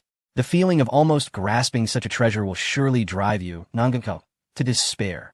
Ha! I shall toy with you for a while, collect some interest, and then take my revenge. Wei Lan sneered, loosening his grip on the Annihilation Black Lotus, sensing Nanganko's spirit encroaching upon it. Yes, come in. Wei Lan's expression turned sinister, feeling like a cat luring a little mouse into a trap. He believed he saw the little mouse drawing ever closer to his snare. Almost there. Nanganko's soul had nearly fully invaded the Annihilation Black Lotus. Wei Lan smirked mockingly, activating the hidden restriction array of the Annihilation Black Lotus. This would not only allow him to reclaim the treasure instantly, but also severely injure Nanganko's soul. But the next moment, Wei Lan realized he had reclaimed nothing. Where's the treasure? Where's my Annihilation Black Lotus? Wei Lan gasped in shock, realizing he had lost control over the Annihilation Black Lotus. A fragment of his lingering soul remained within it, sensing that Nanganko was rapidly consuming the restriction array he had left behind. It was an unusual force. As Wei Lan focused his senses, he suddenly erupted in a fit of rage. It's the Order of Artifacts. Just how much order power do you possess?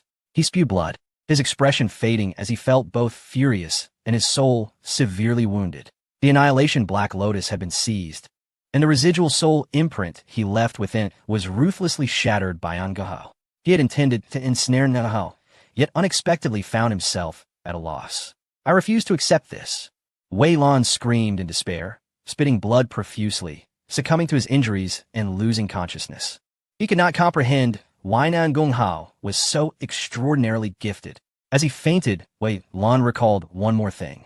Not only was the Annihilation Black Lotus in Nanganko's possession, but also the Qing Tianling from the Jixia Academy that he had carried with him seemed to have fallen into the hands of his opponent. This realization deepened his sense of despair. Chapter 170. Refining the Annihilation Black Lotus, Gaining the Path of Space. Nanganko wielded the Order of Artifacts to master the Annihilation Black Lotus, gazing at the Black Lotus floating in his palm with a mocking smile. He was fully aware of Wei Lan's intentions. That man was utterly deranged, attempting to set traps despite knowing he was inferior. Ironically, he ended up suffering the consequences. In truth, had Wei Lan summoned a powerful family member to intervene earlier, Nanganko would not have so easily acquired the Annihilation Black Lotus. What was more critical was that upon mastering the Annihilation Black Lotus, Nanganko discovered it was in fact a powerful imperial artifact, not merely a quasi-imperial weapon. Its diminished power was solely due to its damaged state. The cataclysmic battle that nearly annihilated the internal realm must have been the cause, thought Nanganko as he gazed upon the fragmented expanse of the Mishi Halian. The mountains here rose majestically, yet had been shattered beyond recognition, leaving behind a world in disarray that instilled a sense of dread in his heart. He pondered the longevity of this realm, aware that should this miniature world collapse entirely, the Mishi Halian would likely meet its demise as well. Attempting to mend the Mishi Halian, he summoned the power of the Huanluan Qinglian, only to find that it showed no inclination to restore the Mishi Halian. Instead, it began to devour its energy. Nanganko understood then that it was beyond repair. Such a tyrannical imperial artifact, consumed in this manner. How lamentable. Despite his reservations, he allowed the Huanluan Qinglian to refine it. With a wave of his hand, he liberated those trapped within this realm, extricating them from their confinement. The enslaved women, bewildered and disoriented, found themselves thrust into the outside world, where the scorching sunlight, the surging spiritual tides, and the familiar essence of the world's power rendered them utterly at a loss. This sensation felt surreal. After enduring prolonged imprisonment, even facing torment and humiliation, they had often contemplated death, yet were bound by control that prevented even self-harm. These women, once filled with despair at the prospect of never escaping the confines of this miniature world, now stood outside, stunned. Among the dazed crowd, faint sobs began to emerge, evidently from those overwhelmed with joy. This weeping soon resonated throughout the group, culminating in a chorus of sorrow that tugged at the heartstrings. Yan Xiaoqiao looked down with compassion at these women, who should have been cherished as the favored daughters of the heavens, yet had suffered such indignity. Their spirits, likely shattered, might never recover, leaving them to dwell in the shadows for the rest of their lives. Nanganko did not intervene further, he was no savior. Having liberated these women was already a significant act of kindness. As the Huanluan Qinglian absorbed the Mishi Halian, the power of the space Tao was being extracted and returned to Nangong Hao. Yin Xiaoxiao wished to express her gratitude, but was suddenly struck with fear as she noticed a tempest of spatial energy swirling around Nangong Hao.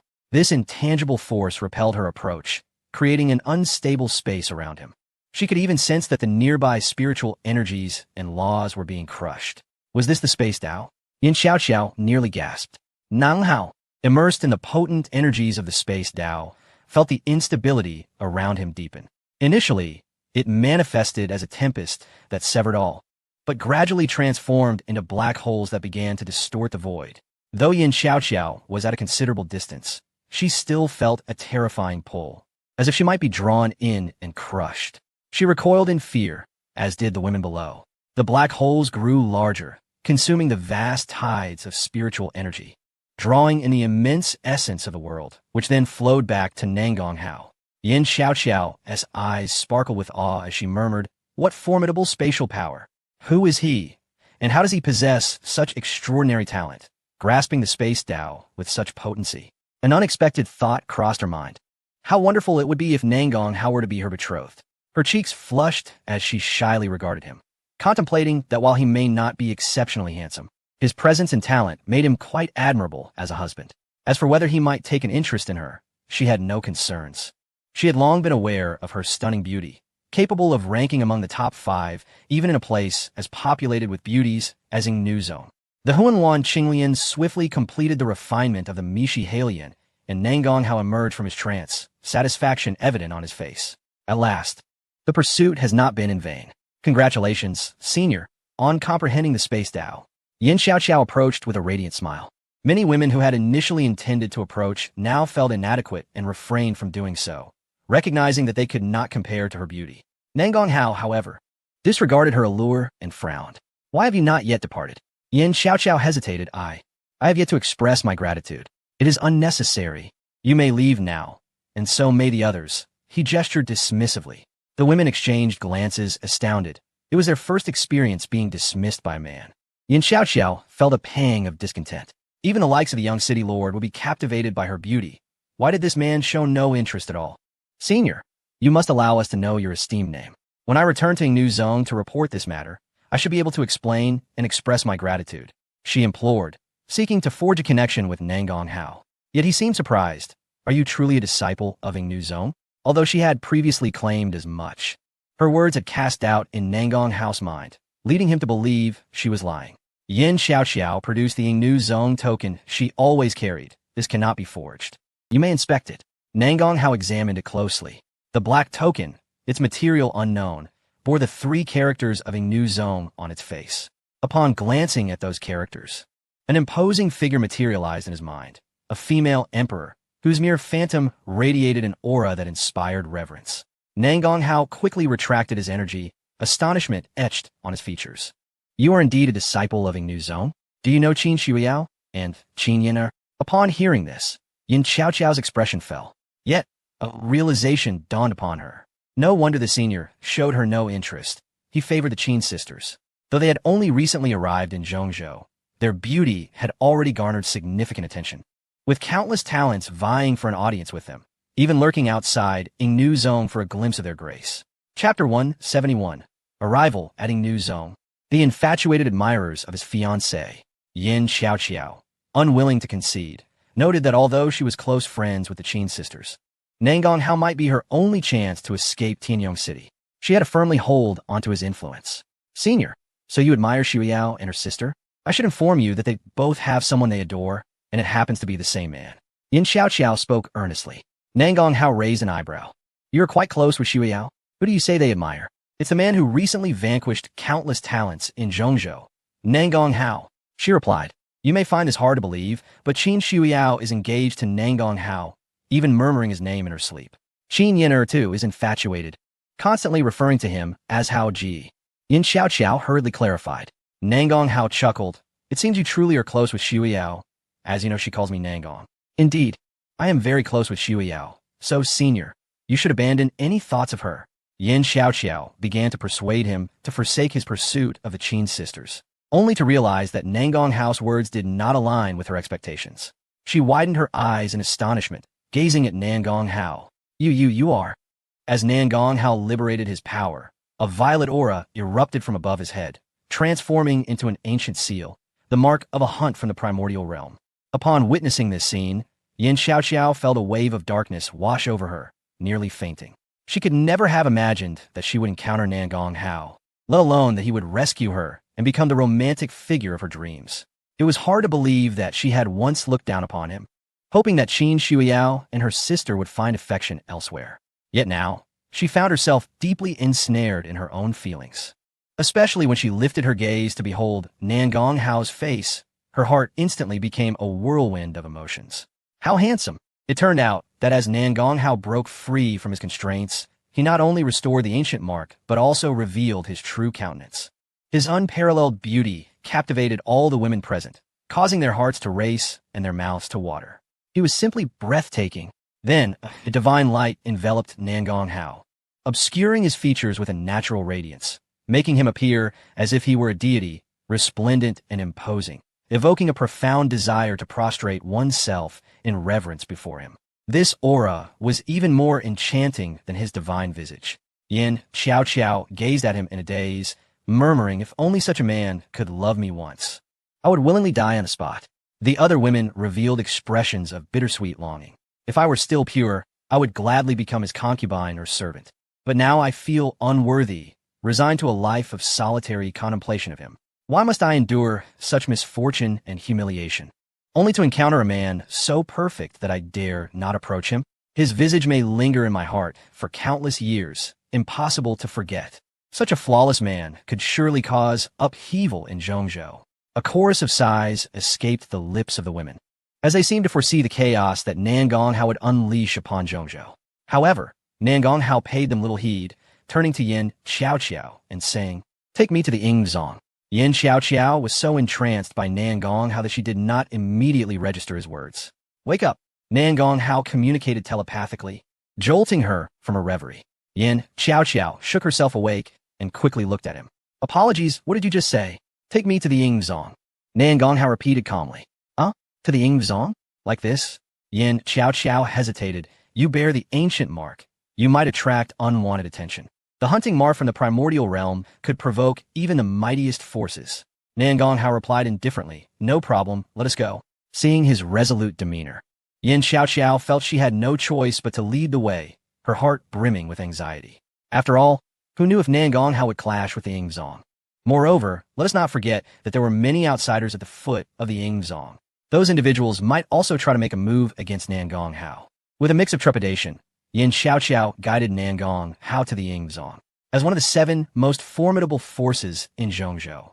The strength of Yingzong was undeniable, occupying one of the 10 blessed lands of Zhongzhou. The spiritual energy here was as abundant as the sea, 100 times denser than in other places, perpetually infused with spiritual rain. Even without active cultivation, the energy would naturally seep into one's body, aiding in their practice. Furthermore, there were numerous rare creatures soaring about, along with divine medicines existing in abundance. Nangong Hao, with his keen senses, detected the terrifying fluctuations emanating from within the Yingzong from a considerable distance. That was the power radiating from the Supreme Emperor artifacts. Not just one, but several. This showcased the profound foundation of Zhongzhou, having produced more than 2 emperors. Although Yin Xiaoqiao's cultivation level was low and she had been sent out for a marriage alliance, she still felt a sense of pride upon arriving at the Yingzong. "Senior, this is the Yingzong, a dominant force in Zhongzhou." Nangong Hao merely nodded, then gazed into the distance. There, at the entrance of the Yingzong, stood a long flight of stone steps, where a multitude of beings awaited. All those beings were male, comprising humans and other races, all waiting for something. Nangong Hao, intrigued, inquired, "What are they doing? Does the Yingzong allow such individuals to block the entrance? Isn't that a bit disrespectful?" Yin Xiaoqiao smiled wryly. "They have come to catch a glimpse of the Qin Shuyao sisters." Nangong Hao raised an eyebrow. "Then they should be driven away, shouldn't they? It is a humiliation for the disciples of Yingzong to be obstructed like this. We've chased them off many times. Even elders have intervened. But even if they are driven away, they return again. Moreover, in a few days, our sect will host a martial arts competition, and when the gates are opened, they will have a chance to enter. Yin Xiaoqiao explained helplessly. Nan Gonghao understood, then prepared to soar towards the Ying Zong, intending to disregard these individuals. Although they were coveting the Qin Shuiyao sisters, with their extraordinary beauty and countless admirers, Nan Gonghao could not possibly eliminate them all. Furthermore, a love for beauty is universal. As long as they did not cause trouble, merely gazing was harmless. Just as he was about to depart, a robust figure, resembling a tiger, charged up from below, a four-eyed golden toad. That ancient mark on you, could it be? The four-eyed golden toad asked excitedly. Indeed, Nan Gonghao replied curtly. Ha ha, I have long sought you out, and here you are without any effort. The four-eyed golden toad laughed heartily, suddenly extending its tongue in an attempt to ensnare Nan Gonghao and devour him.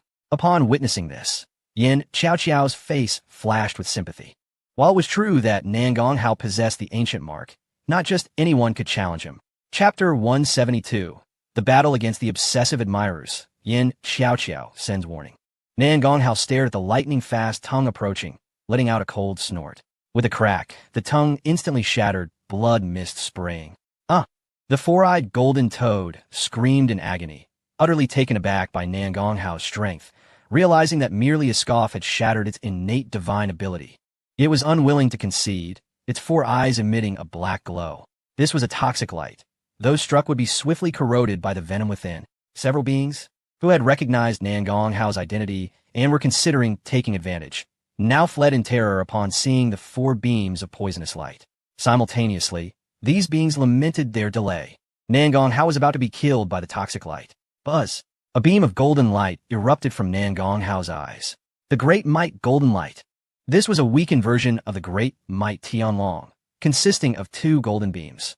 It had directly shattered the toxic light, landing upon the four-eyed golden toad. Before the toad could utter a sound, it was annihilated. The distant beings were struck with astonishment. Subsequently, Nan Gonghao summoned the Jade Emperor Seal.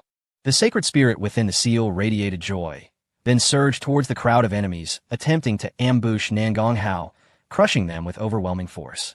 The sacred spirit required vast amounts of blood and flesh energy to strengthen itself. In an instant, the Jade Emperor Seal decimated numerous restless powerhouses, their blood energy transforming into essence and flowing into the seal. The sacred spirit expressed its delight, filled with excitement as if it wished to scream. Observing this, Nan Gonghao furrowed his brow. The sacred spirit was in its nascent state, its worldview still immature, its temperament unstable. If it absorbed too much blood and flesh energy at this stage, it could adversely affect its intellect. The young city lord, Wei Lan, was likely driven mad by the practices of the Blood Demon sect, which warped his mind. Nan Gonghao had no desire for a frenzied, sacred spirit. Fortunately, when the Dizong integrated with the Qianqiu reincarnation brush, it also imparted its techniques to him. The Dizong Binyuan Sutra. This was a powerful technique capable of stabilizing the mind, specifically targeting the soul. Cultivating sacred spirits was indeed a commendable pursuit. With a thought, Nan Gonghao transmitted the Dizong Binyuan Sutra to the sacred spirit. The Holy Spirit is a naturally gifted being, possessing extraordinary talents. Upon acquiring the Dizong Ben Yuan Jing, it commenced its journey of contemplation and practice.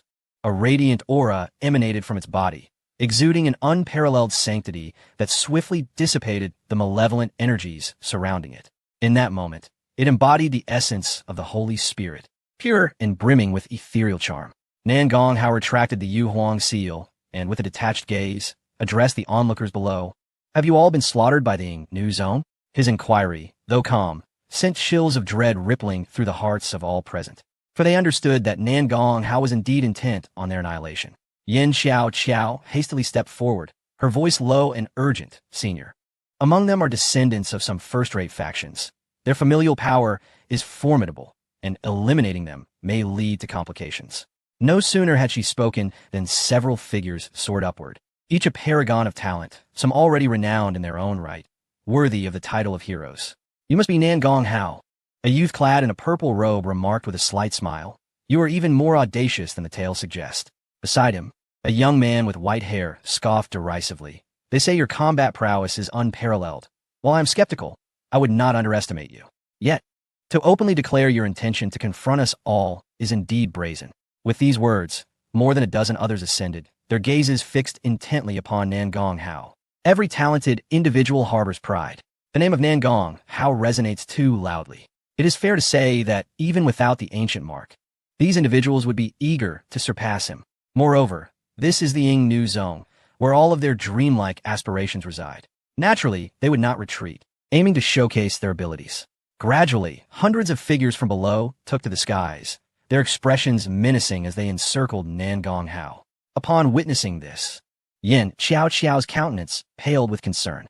Her worry did not stem from doubt in Nangong Hao's strength against these individuals.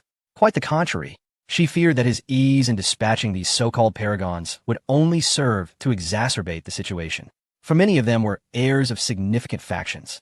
With the ancient mark upon him, Nangong Hao had effectively become a target. It was merely the pride of these families that restrained them from ganging up on a youth. If Nangong Hao were to eliminate these individuals, it would provide those factions with a pretext to retaliate, aligning perfectly with their intentions. Nangong Hao summoned the Yu Huang seal, his voice devoid of emotion. Let's make this swift. Yin Xiao's heart sank as she rushed towards the Ying Nu Zone, seeking to find Qin Shui Yao and her sister, hoping they could dissuade Nangong Hao. After all, as disciples of the Holy Maiden sect, it would be relatively easy for Yin Xiao to enter the sect. She sped towards Qianling Mountain, the place where she had once cultivated, where the sisters Qin Shui Yao also trained. However, upon reaching the mountain's peak, she learned that the sect was convening a mobilization meeting prior to the martial arts competition.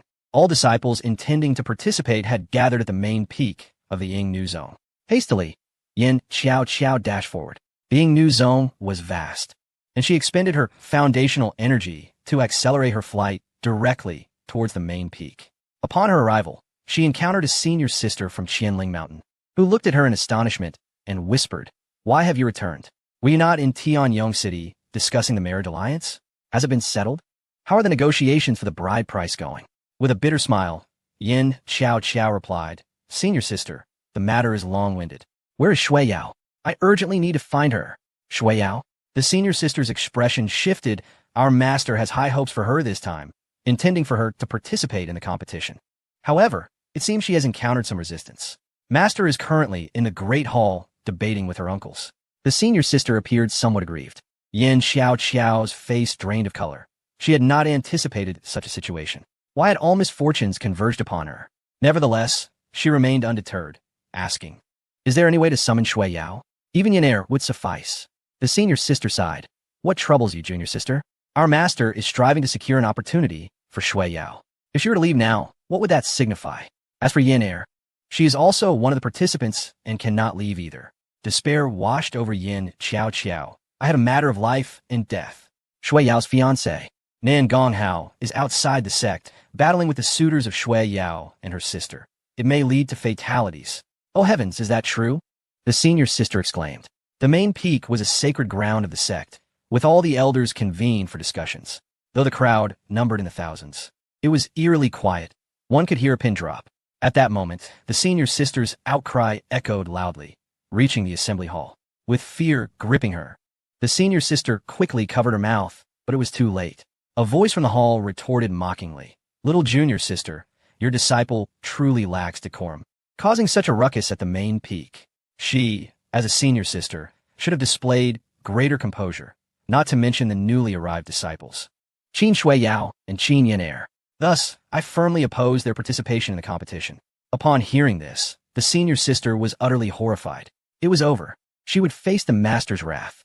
Yet upon hearing those words, Yin Xiao gritted her teeth and boldly charged towards the assembly hall, proclaiming loudly, "Master, esteemed uncles and aunts, sect leader, I have urgent matters to report." Her heart had been wholly captured by Nangong Hao, and she would rather face punishment than witness him fall into peril. Chapter 173. The arrival of the Lord of Tianyong City shakes the Ying Nu Zone. Luo Jiushi, the peak master of Qianling Mountain, is a powerful figure at the Saint King level. She is formidable yet limited by her innate gifts, having plateaued in her lifetime. Not only is it challenging to vie for the position of emperor, but even achieving the status of a quasi-emperor is exceedingly difficult. Consequently, she yearns for her disciples to excel. Unfortunately, her previous apprentices were all of mediocre talent. Yin Xiao exhibited extraordinary aptitude, but alas, An unfortunate incident had ruined her gifts. Thus, Luo Jiao, she placed all her hopes on the sisters Qin Shuiyao. Despite their origins from the lesser-known Donghuang region, their talents truly shine brightly. Luo Jiao, she spared no effort to nurture them, hoping they would dazzle during the sect's martial arts competition. However, she did not anticipate a backlash from her fellow disciples. This drove Luo Jiao into a furious state as she argued her case vehemently. Just as she was on the verge of securing competition qualifications for Qin Shuiyao, her two apprentices caused a disturbance. One shouted out loud, disrupting the order, leading to ridicule from the senior sisters. The other brazenly burst in, showing no respect, thereby bringing disgrace upon Luo Jiao. Yin Xiao, how dare you barge into the assembly hall? Have you lost your senses? Luo Jiao's fury erupted, nearly roaring these words. Yin Xiao, terrified of her master, trembled as she knelt. Instinctively, she glanced around at the sect's elders. The Yingnu Zong is comprised entirely of women, all of whom are beautiful. Even the older ones go to great lengths to maintain their appearances. It could be said that the assembly hall was filled with enchanting maidens of various shapes and sizes, a veritable gathering of beauty. Among them, Yin Xiao remained strikingly radiant due to her exceptional beauty. However, at that moment, she felt utterly disheveled. She sorrowfully realized that while her master was enraged, none of the other elders came to her defense. Their faces bore expressions of dissatisfaction, anger, ridicule, and even schadenfreude. Among them was a woman with fiery red hair, clad in a crimson dress, who scolded her with a fiery temper. Useless wretch. You've brought disgrace to junior sister Jiao. What could possibly cause you to panic so? Suddenly, Yin Xiao recollected her purpose for coming. Just as she was about to speak, Luo Jiao sternly commanded, "Get out." What could possibly be more important than the sect's martial competition? Wait, junior sister. I have heard that your disciple has been betrothed to the young lord of Tianyong City, and she should have gone to solidify that union by now. Yet here she is, returning on her own. Has there been a fallout with Tianyong City? It was better to let her explain. I am intrigued to hear what this disciple has to report. A sarcastic voice cut through the air, belonging to Lu Qingwei, who had consistently obstructed the Qin sisters from participating in the competition. As a peak master, her prowess and standing within the sect surpassed that of Li. Moreover, she hailed from a first-rate force, backed by a powerful family, giving her considerable influence within the sect. With her speaking up, her followers naturally echoed her sentiments.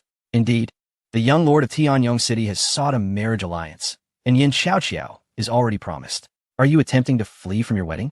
This would be a significant disgrace to the Ying sect. If you have truly done so, it would be tantamount to seeking your own demise. Speak up. What is the matter? The elders of Ying sect berated Yin Xiao, leaving her at a loss for words. Luo Jiao, however, loved her disciple dearly. Although she harbored doubts about Yin Xiao's intentions, she forcefully silenced the others, declaring, "Silence. Xiao, tell us what has transpired." Yin Xiao surveyed the anxious faces around her, fearing their reactions to the truth. Yet, she realized that Nangong Hao must have dealt with those adversaries by now and could not afford a delay. Taking a deep breath, she spoke rapidly. "Master, esteemed uncles and aunts, sect leader, the young lord of Tianyong City, Wei Xingping, has come to pay a visit to the Ying sect.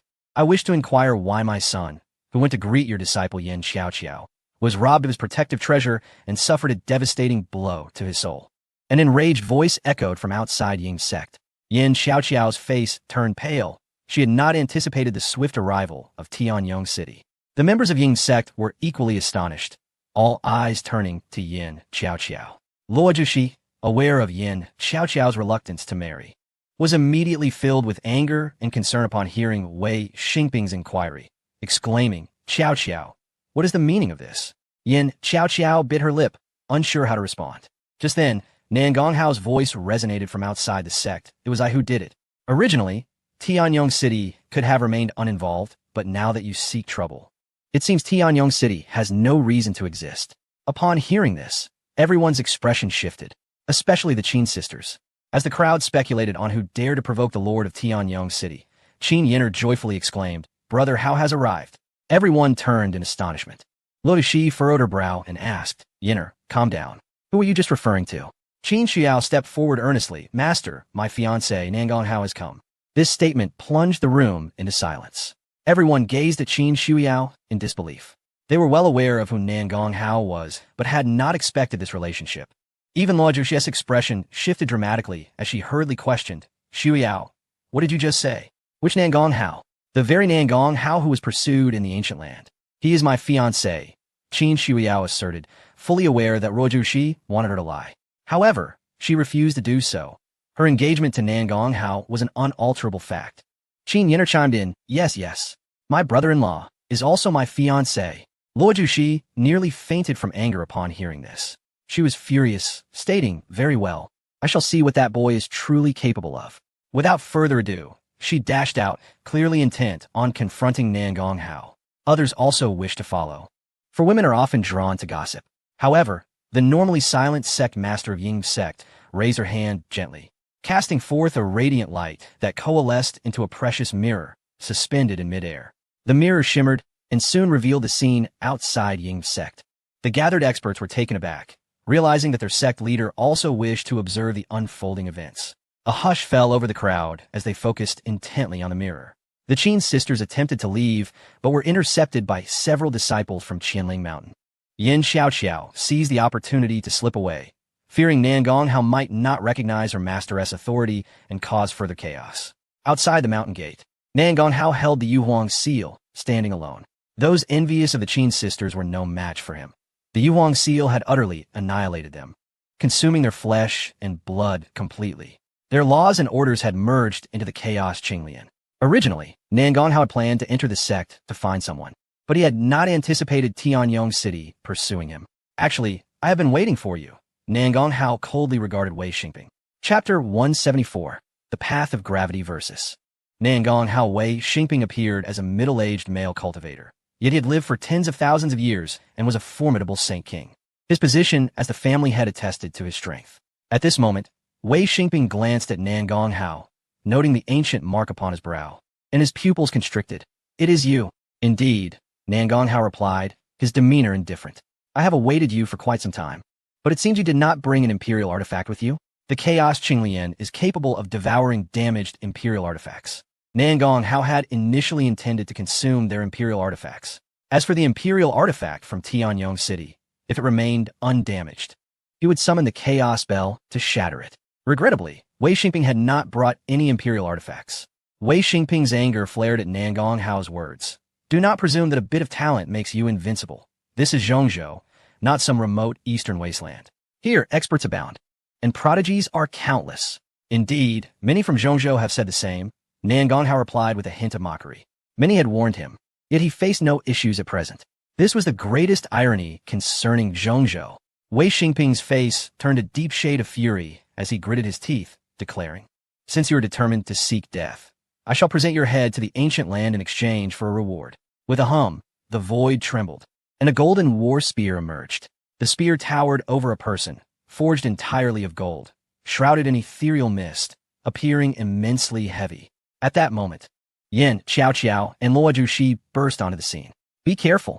That war spear is an ancient treasure, crafted from the bones of ferocious beasts.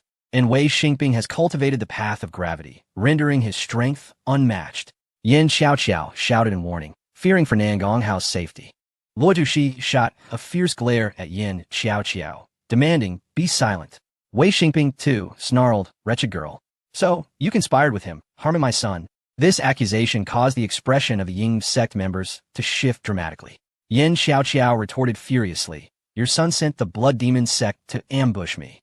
It was merely a fortunate encounter that led to our meeting. Luo Zhuxi was taken aback. Xiaoqiao, are you speaking the truth? Nonsense. You are to be married to my son. Why would he send the Blood Demon sect to pursue you? Moreover, my son is known for his integrity. How could he associate with a sect like the Blood Demon sect? Wei Xingping insisted, his demeanor righteous. Nangong Hao, growing impatient, interjected, enough of this chatter. Make your move. Humph. Since you are intent on seeking death, I shall grant your wish. Wei Xingping disregarded their difference in seniority. Nangong Hao had killed his son. Thus, revenge was justified. Even if others were envious of his inheritance from the ancient land and sought to ridicule him for bullying the weak, there was no reason to hold back. A smile crossed Wei Xingping's face as he resolved to slay Nangong Hao and seek rewards from the ancient land to restore his son. Perhaps, his son could emerge stronger from this calamity. Hong! The war spear swung down, imbued with an incomprehensible gravity. That gravitational path could summon boundless power, as if the very heavens and earth were collapsing, rendering even the most formidable Saint Kings hesitant to resist. Within the internal realm of Nangong Hao, an endless expanse of stars illuminated one after another, unleashing a torrent of violent energy, merging with the formidable dragon of his eyes. Roar! The two dragon roars shot forth, colliding with the war spear. A thunderous explosion ensued, nearly shattering Yin Xiaoqiao. Had it not been for Luo Jiuxi's swift reaction in shielding her, she might have perished. The powerful figures within the council hall of the English female sect also exhibited expressions of astonishment. For Nangong Hao's formidable dragon to withstand the war spear was astounding.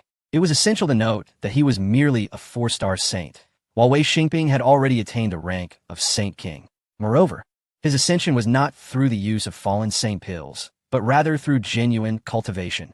Yet, Nangong Hao was equally surprised. How remarkable that my formidable dragon was dispersed in a single blow.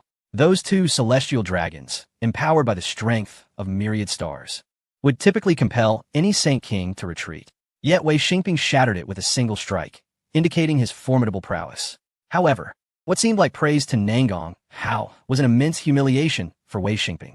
He had anticipated obliterating Nangong Hao with one strike, only to find his attack thwarted and himself ridiculed. That cursed brat shall witness my true strength today. Wei Xingping resolved to unleash his gravitational path without reservation. A peculiar wave of energy swiftly spread through the realms. Observing this, Luo Jiuxi retreated in greater fear. This was a projection of Wei Xingping's internal world, capable of amplifying gravity a billionfold. As the peculiar wave expanded, the entire realm grew unbearably heavy. Storms shattered, and countless beings caught within a radius were obliterated, with even the mountains below crushed to dust. It was as though countless towering mountains bore down upon Nangong Hao. Such colossal force. I refuse to believe you can endure. Wei Xingping sneered wickedly. Nangong Hao spread his hands, releasing the power of the great path. The path of sacred light. No matter how potent your gravity or how immense your strength, can you shatter light? In a flash, Nangong Hao was unaffected, appearing behind Wei Xingping in an instant. Delivering a whip-like kick, Wei Xingping thrust his spear backward, forcibly blocking Nangong Hao's leg. Clang! Clang! Clang! After his initial attack was blocked, Nangong Hao launched a flurry of strikes, completing dozens of them in an instant. He summoned the power of the stars from within, his strength colossal, and his kicks executed at light speed, even faster. Wei Xingping found himself somewhat beleaguered, retreating a half-step. The onlookers were astonished. Even the fiery-haired woman in the English female sex council hall could not help but exclaim, "Truly a young supreme being, no wonder he is so arrogant." Master Uncle, this is nothing. My brother Hao has yet to exert his full strength. Queen Yonierdienst. The surrounding powerful figures furrowed their brows. Even now, he had not unleashed his full potential. Indeed, his primal chaos blue lotus has yet to manifest, yet Wei Xingping has also not revealed his full strength. The sect leader of the English female sect remarked.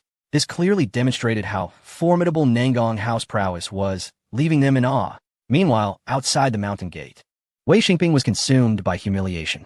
He had been forced back half a step by a mere 4-star saint. If word of this spread, Wei Xingping would become a laughingstock.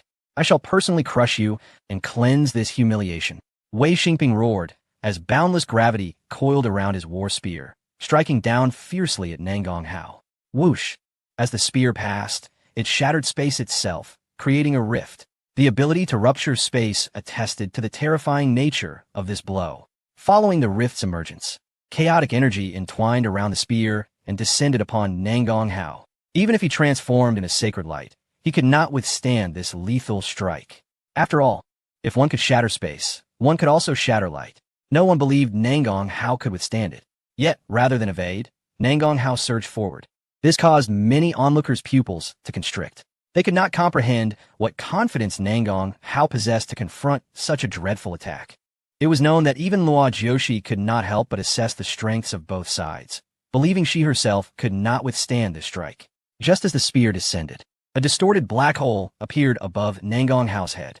That was the path of space. Luo Jiuxi gasped.